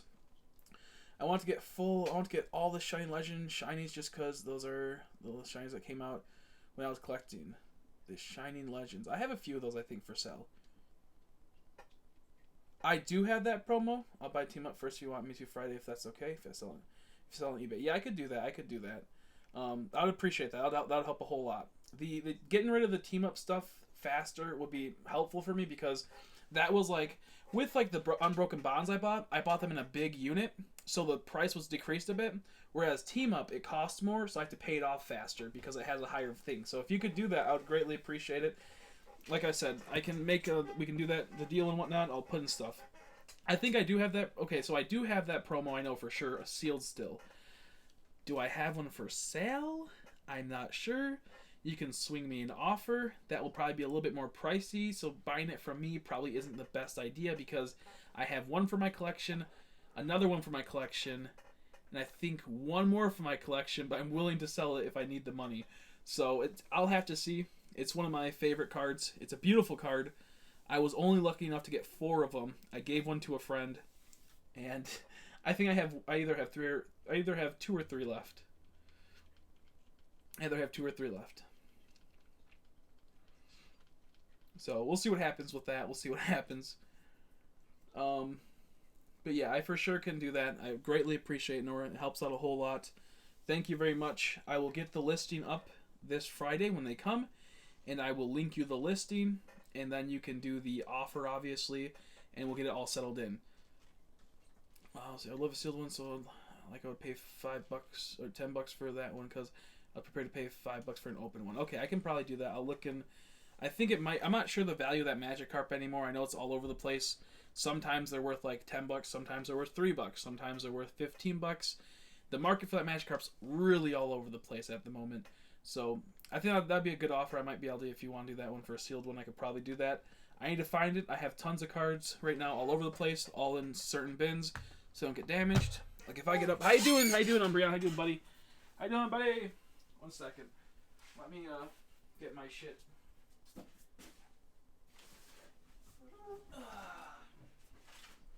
I am starving. I have not eaten that much today. I only had a little tiny bit, and that was a lot earlier. I have yet to fall asleep. I paid $5 for that Magikarp like a month ago. Exactly. They go all over the place. All over the place. I had it when it first came out, relatively cheap. Then it spiked up. Then it went down. Here's a Toys R Us non-one, I think. A non-shiny one. I'm trying to find them all right now. I should have some. Hey, there's an alternate Crozma.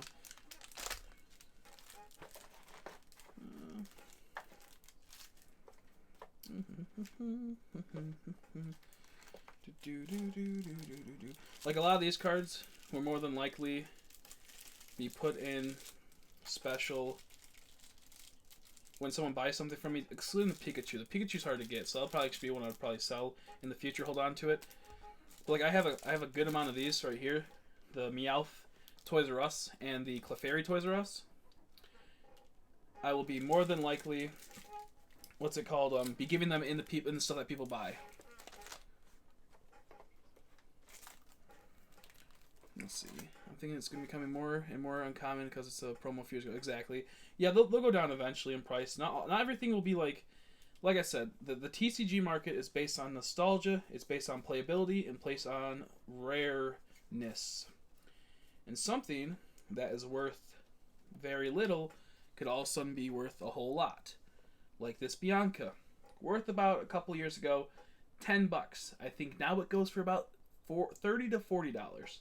I had a lot of these back in the day when they were $10. Didn't sell them, kept on to them, and if I can find them again, I think I'd possibly trade some away. I have more money than I would ever have prior. Now, are they selling for $40 right now? I'm not sure. I haven't checked fully into it, but I know I seen one sell for about $35, I think, a while ago. I have a Snivy from a black and white promo set. I remember picking this up back in the day from the actual set. I also have this is one of my favorite cards. Venusaur's Erica's Venusaur. Venusaur's Erica. That'd been funny. Erica's Venusaur. It's a beautiful card. I love this. I might have to sell it in the future. I don't know the value of that card. I know it's all over the place. Sometimes it's like worth 10, other times it's worth 5. My Ghost Stars in perfect sleeves, the clear deck sleeves, top loader, and put them in the loader. Exactly. I want to do those. I want to do that with all my expensive cards, but this is also, it comes down to it, they're not as expensive as they used to be. So mostly don't fuck with that noise. But if it's something like a Gold Star, I would do that right away. Just in case I ever want to grade it, even if it's not going to come back as a 9 or 8 or 10 or anything, just for the aspect of it. I have tons of card sleeves right here. Also, I have, Nora, these card sleeves, if you're still here. When you buy from me singles or anything like that, would you want me to put them in these Eevee card sleeves? And I like Eevee. I'm not sure if you can see this, but I do have Eevee card sleeves. A few promos from McDonald's I got when I was younger and dumber. I know some of those are worth a bit of money. It's crazy. 11th Pokemon's Arbok. Pretty good in my opinion. So we're going to take a second from, a break from hunting so I can go through my cards right here and look through them. Find some cool ones. Like, I used to have tons of these cards. I want to grade all my Gold Stars. I know, right? Even if you get like low grades, it's still cool. It's still nice to have it. The adrenaline rush. It's just good. So I used to have tons of these, and these went up in price. I picked these up when they were a lot cheaper, and they went up in price. Then they decreased in price. I don't know the current price of some of these cards, but they were all over the place. They're higher than what I used to pay, or when I used to trade. I mostly didn't buy cards too much. I mostly traded. Hey, a shiny Zoomeril with something else. Let me go through this. Like I have a lot of computer searches. I think I have 3 or 4 computer searches. That card was an expensive card back in the day. Now with Expanded being more popular, that card is like $40 to $60 for it has to be an A-Spec edition computer search. It is a pricey boy. Oh, this is where all my shinies were. Not all of them, but some of them. I have an Emboar and a Tepic one, a Snivy one, a Pikachu one. I don't know what the others are. Gotcha. I'll have to look into it myself. Oh, I don't know what this was though. This just was, I guess, 2. I think I was giving this for free to someone. It was just like 2 shinies and an Armaldo reverse holo rare, just because reverse holo rares are cool. Just because they're cool.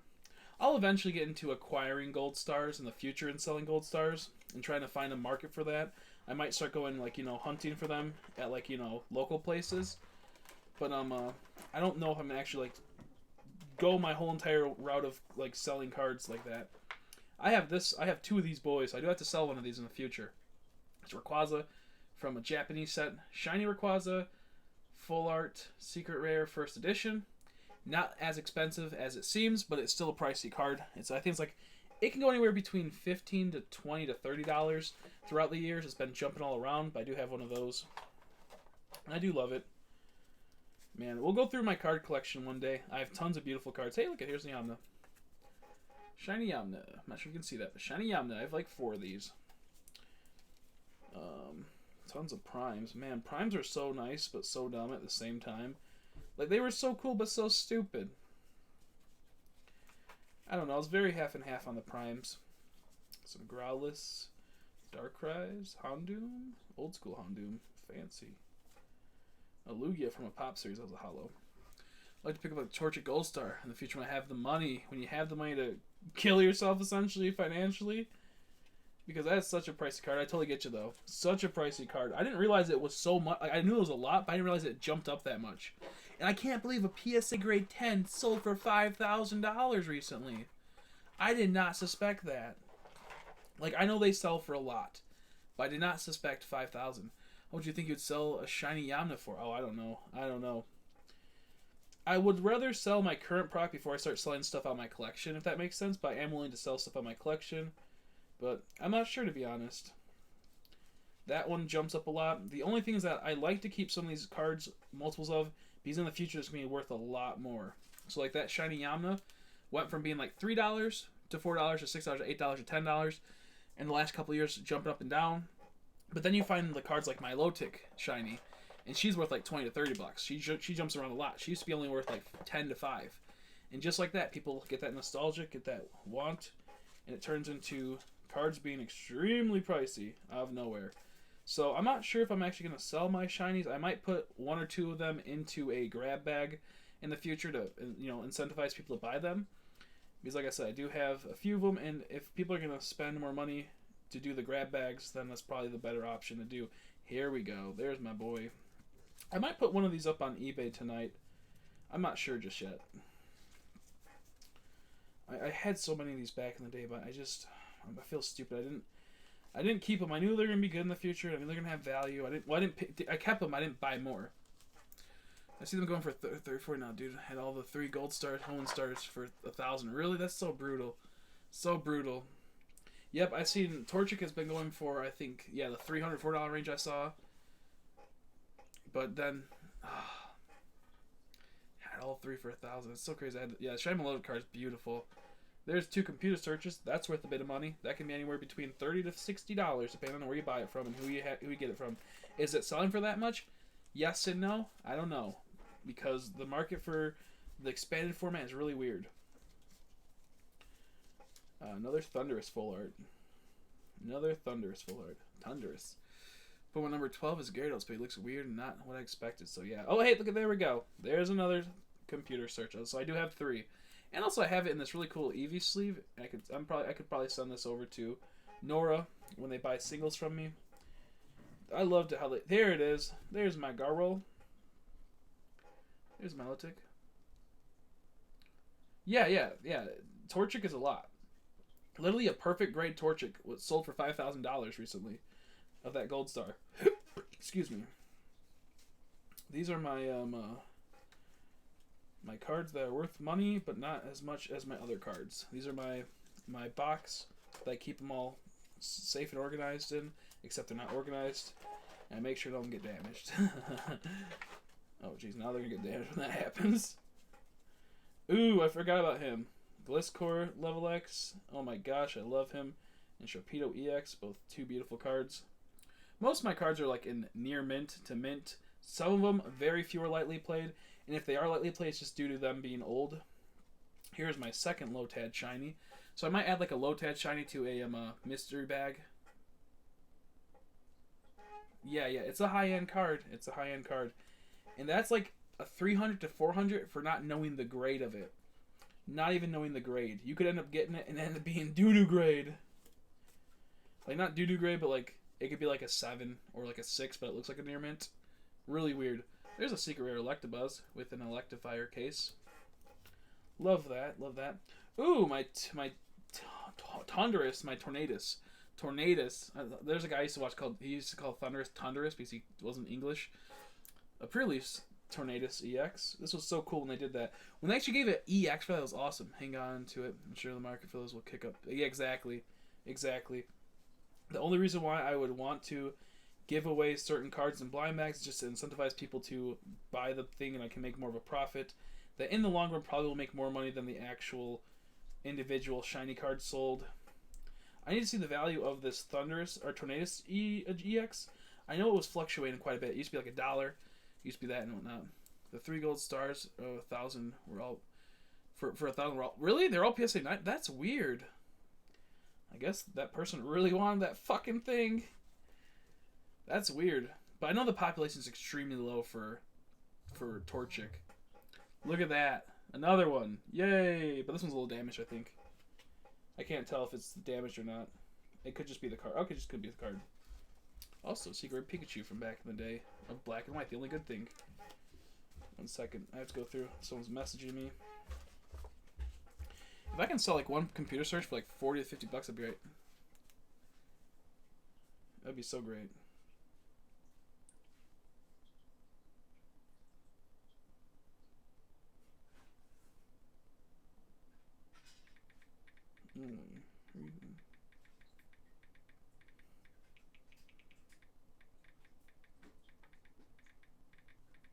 In a second.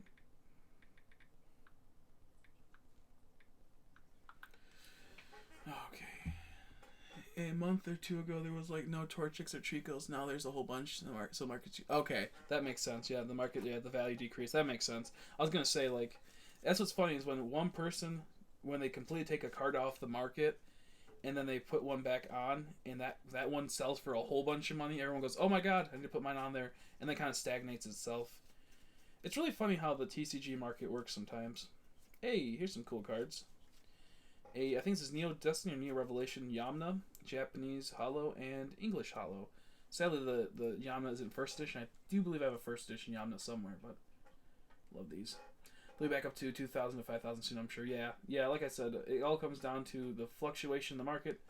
What people are buying, those people will buy those cards, and then it will go back up because the drain of those ones in the market. Grab some food because I'm hungry. As a hungry guy named Elliot. Sounds good. Get some food, my man. So yeah, when it comes down to it, the value for Pokemon cards fluctuate costs often. Like it go from being like a $3,000 card to all of a sudden getting bought and then going to a $200 card because it gets fluctuated in the market. Umbreon Goldstar doubled this month. I know I saw someone had an Umbreon Goldstar Japanese version on Twitter the other day. I was like, I wanted to send you a screenshot of it, but I'm like, I can't do that to him, man. I can't do that to him. He just casually was holding it to, like, not a big deal. That's so brutal. How much is that card going for right now?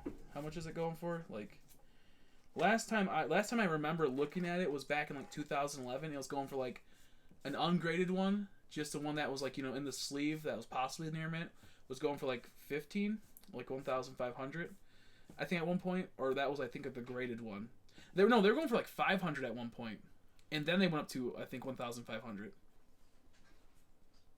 Yeah, the Japanese ones worth way more. Yeah, I think they were 500, and then they went up to like 1,500 or some shit for a bit.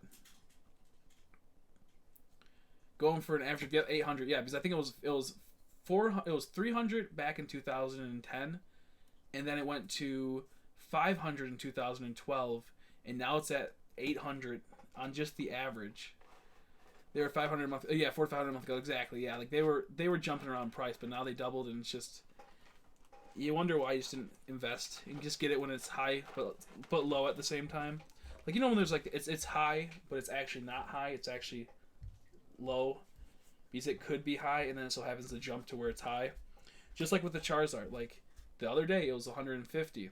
Then people realized, this set's limited, it's getting hit by the market, it's not going to be in reproduction, and the stock is actually limited even though it doesn't seem like it, unless they fuck everyone over. But that's when people start realizing, oh shit, it's also playable, we have to buy it now. Will it go down in price again? More than likely. Especially with the reprint box coming out, more than likely.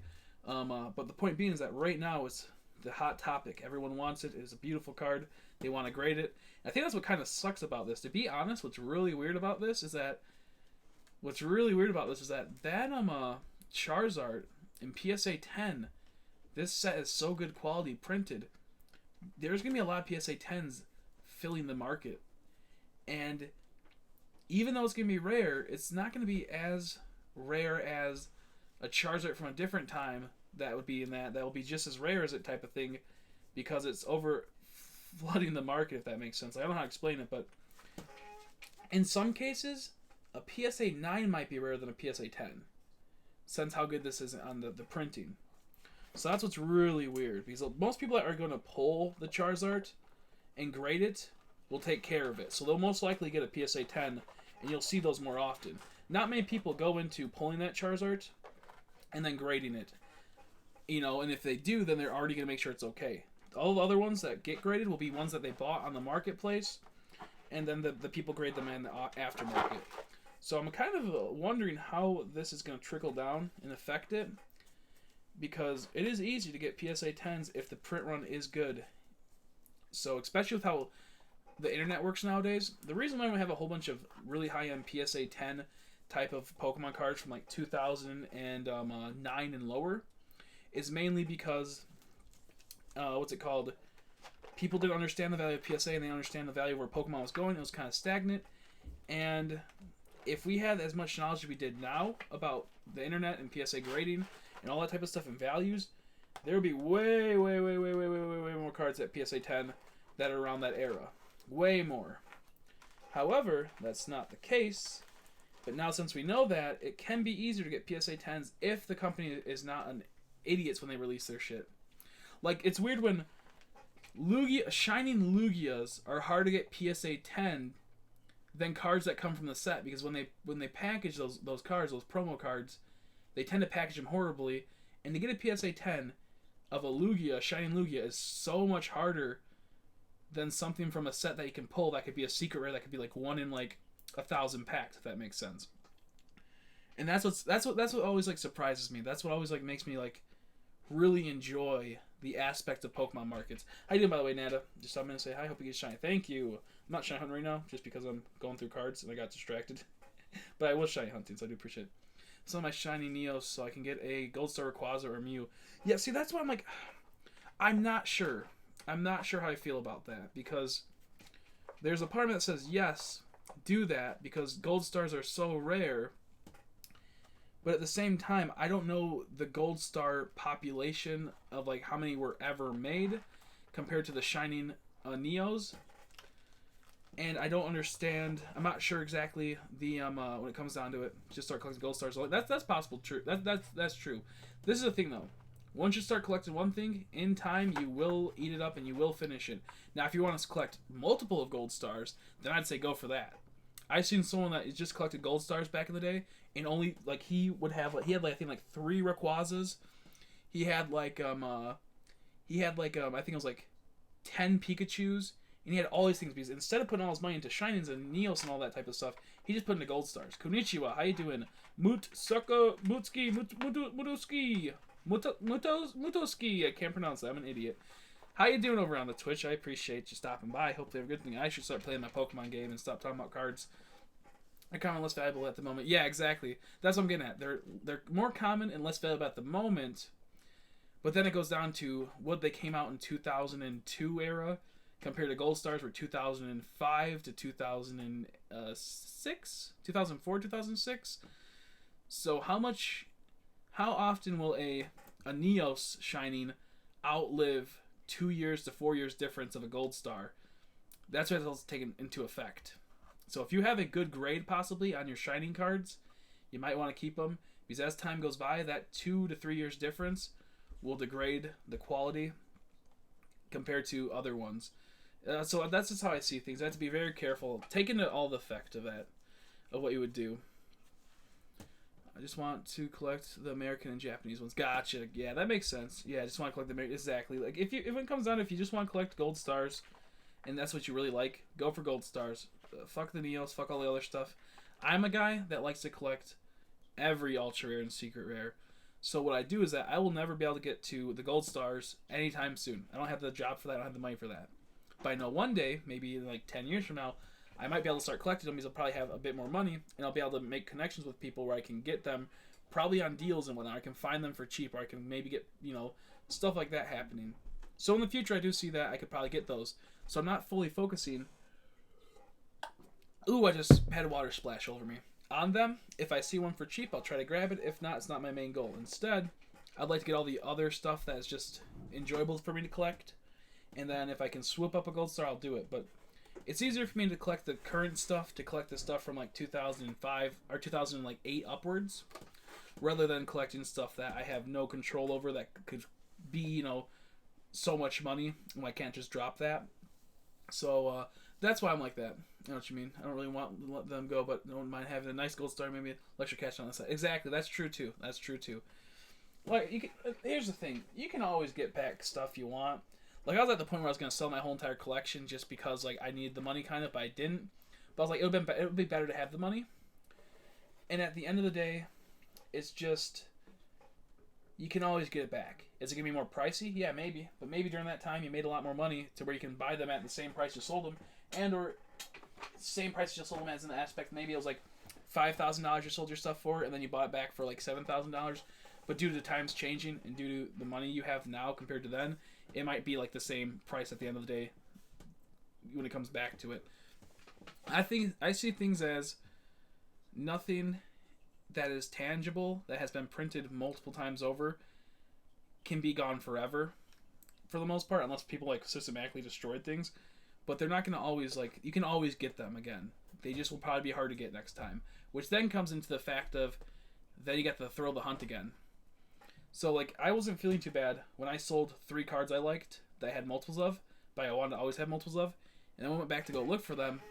It was pretty cool. It was pretty fun. It was like a little hunt, a little Easter egg. I don't know.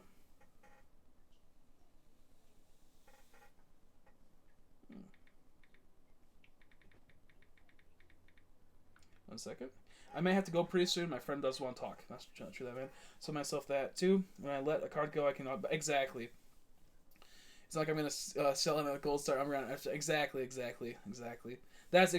That's what I'm saying. Like, there's some cards that I don't want to get rid of because they have sentimental value and they have a purpose that took me a long time. Like my Charizard. My shiny Charizard from one of the plasma sets, I love a whole lot. The reason why I love it is not because I pulled it, not because I did a special trade. I traded with someone, I believe, ooh, what the fuck was that? All the way from, I think, Asia, that came to America often. No, his grandma came from America and always brought Pokemon cards with her, and he actually pulled a Charizard from there and a shiny Blastoise, and we traded, and they're legit. I looked at them, they're all fine.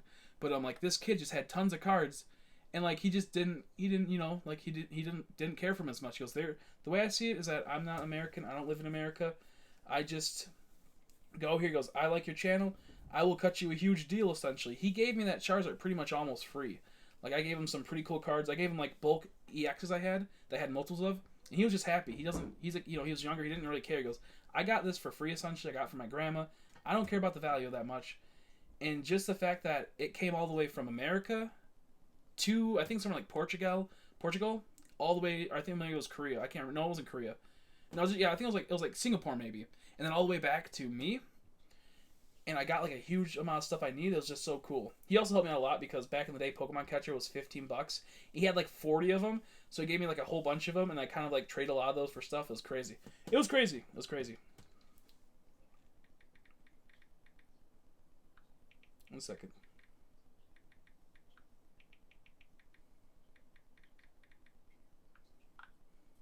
But yeah, I got that line of Honcho going. Gonna be sick. Oh hell yeah, hell yeah.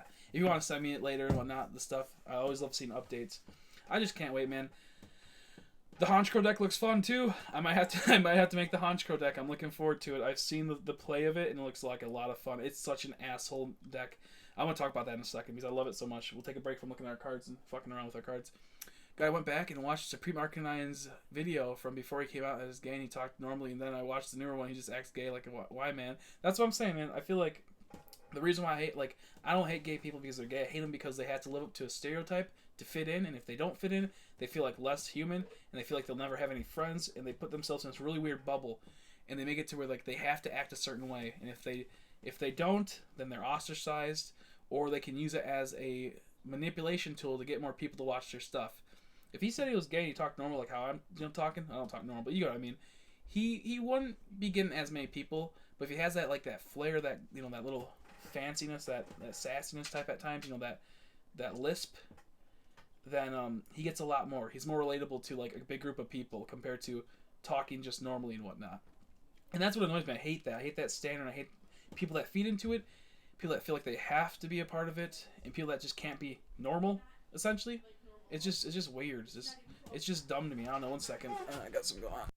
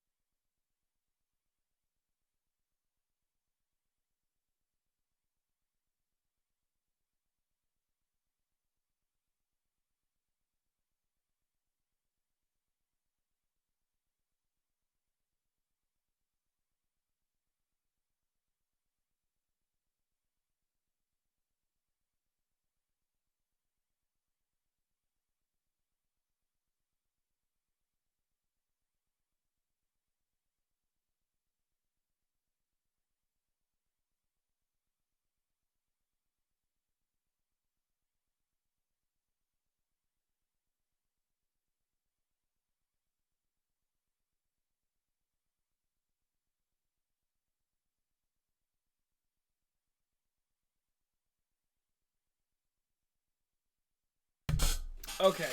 Sorry about that. Mom came down. She was talking about personal family stuff with people, and I was like, I probably should mute that because probably don't want to have that on stream.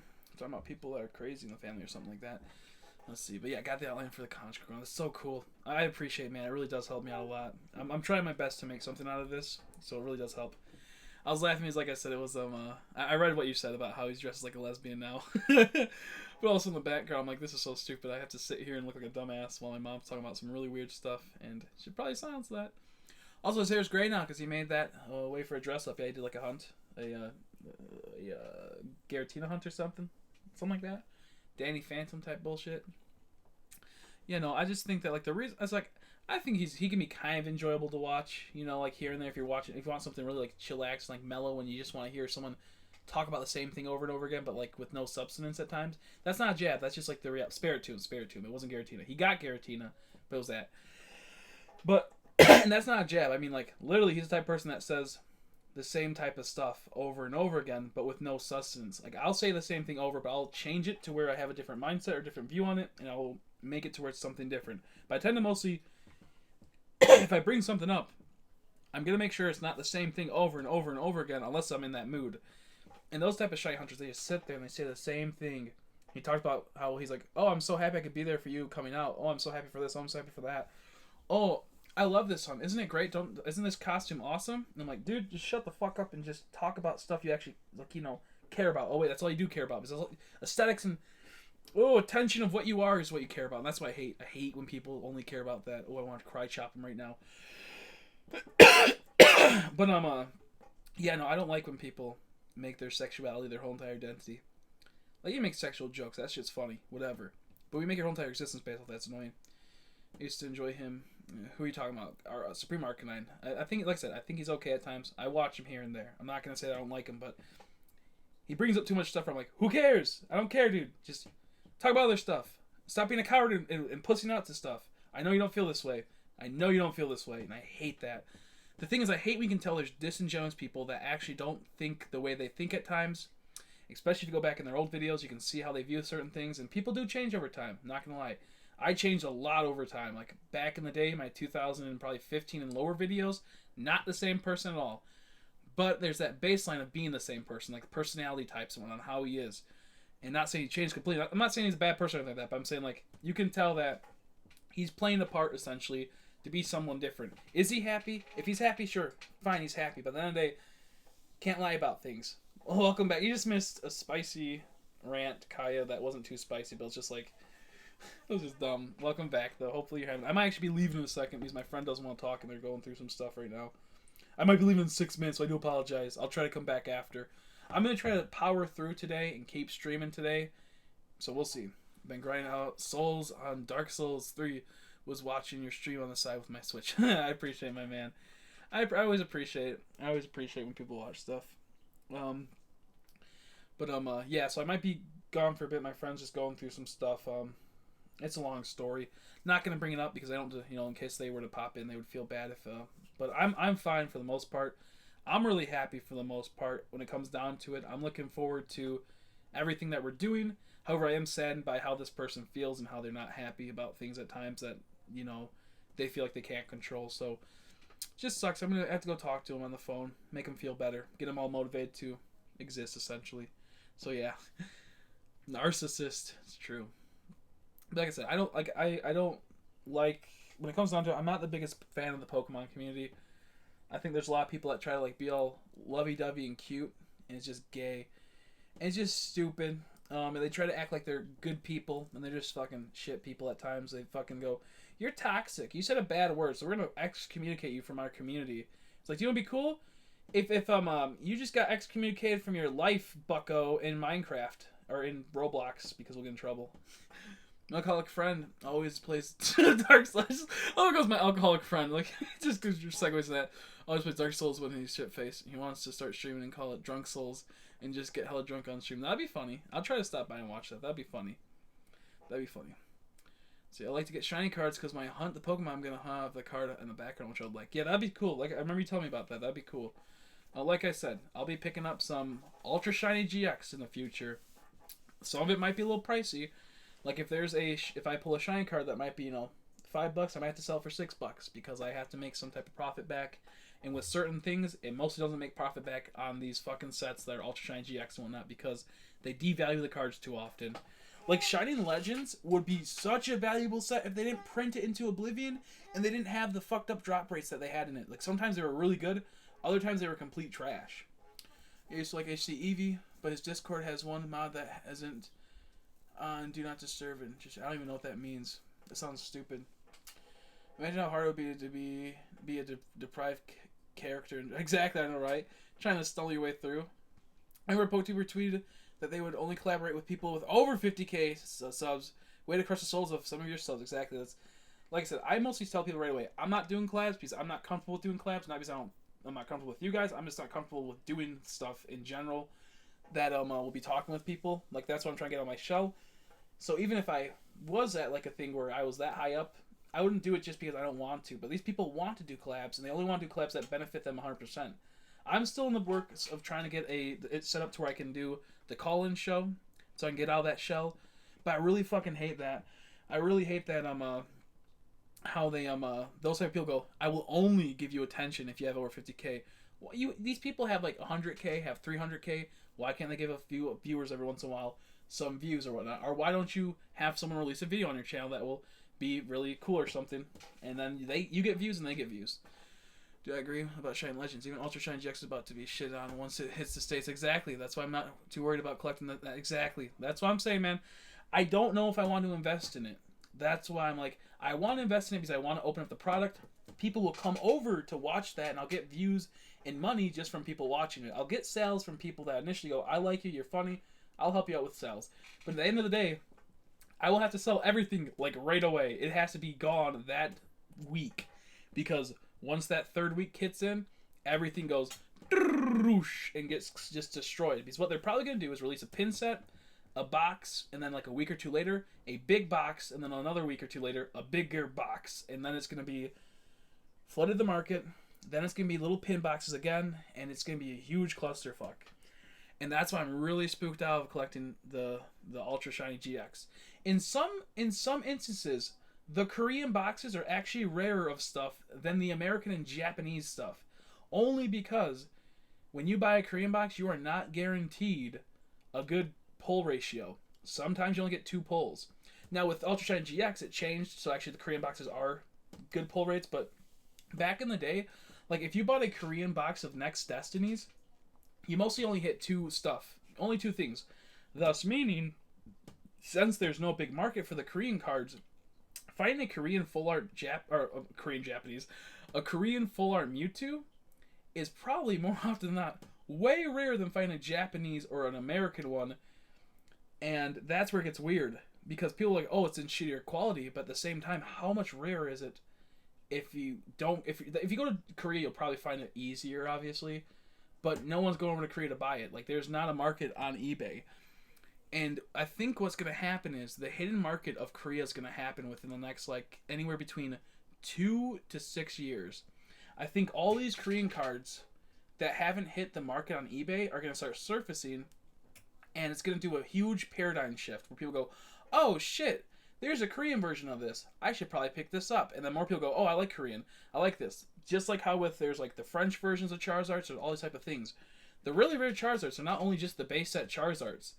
It's the base set Charizards in like German. The base set Charizards in French. French. Like the Golark something. I can't remember. It's like Golark Circumfer Draco or something. Draco Circumference or some bullshit. There's like a whole bunch of cards, and that's why I'm kind of hoping that soon enough we see that weird thing where there's that paradigm shift of Korean cards have value but they don't, and also when they start surfacing up and they start getting that value to where there's a new market essentially. And I just spit all over. Chris, are you gonna do a 1 in 8,092 shiny comp? Yes, I am, but I'm waiting until I get monetization, because if I'm not gonna make money off a video that will do really well, what is the point to do the video other than get traction? And I'd rather do it when I have money, so when I can get money from it, if that makes sense. So that will be released soon enough. The Korean pull rates are ridiculous for Ultra. It is, yeah. It's really exactly. That's where it's really weird. Got so many pulls in mine. Instagram, everyone was pulling crazy. Exactly. That's why it's really weird, the Korean boxes with this set. Normally it's not like this. Normally it's not. You automatically get 3 good pulls. Automatically. 3 shiny Pokemon. Outside of that, it then goes into, you can go up to 6 shiny Pokemon. Now, what I'm getting at with this is that the pull rates are crazy, and it will dilute the market for the most part, and people will have all these from Korean cards. But then that brings in people going, oh, the Korean cards are so easy to get in this set, let me go back to the old sets, where their pull rates are horrible, but now you're on the thing of, I want Korean cards, which then starts surfacing the other market of Korean cards, and people start going for them. And it's a really weird thing, and I'm going to pause this again because it's family problems.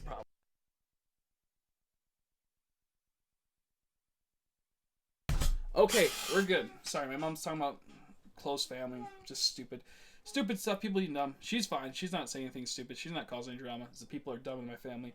Dum-dums. Crackheads. Probably not crack. Pills. Probably pills. Because I'm running out of stuff to watch while hunting that I enjoy. What was I reading? Yeah, I'll be doing that. Yeah, I will do that. I just need, if we can get me to 1,000 subscribers, I get monetization, I will be releasing that video. I'll probably release other videos. I'll be doing more stuff that I don't want to do ambitious videos when I don't get anything from it other than possible views that don't really equate to anything. I hit my watch time, I just need my subscribers. So that's how I see it as. If I were to release this 1,800 and within like 2 months it got to like 10K, which can happen, that is money I've lost essentially, and that is time I've lost in AdSense and all that type of stuff. So it's just, to me, it's not much, but it's a simple fact, it is something, and I'd rather make that type of profit so I can see the initial thrust into it of that. That sounded gay. Okay, 1 second. Sorry, my friends. Okay, I can end stream now. 1 second. Okay, sorry guys. I had a lot of fun. This was a ton of fun. I really enjoyed it. I am going to end the stream now. I might be back in an hour or two. I'm not sure. Maybe a half an hour, maybe 20 minutes. I'll figure it all out. We'll try to do some more playing of the crystal or the diamond version, the pearl version. I cannot speak today. The pearl version.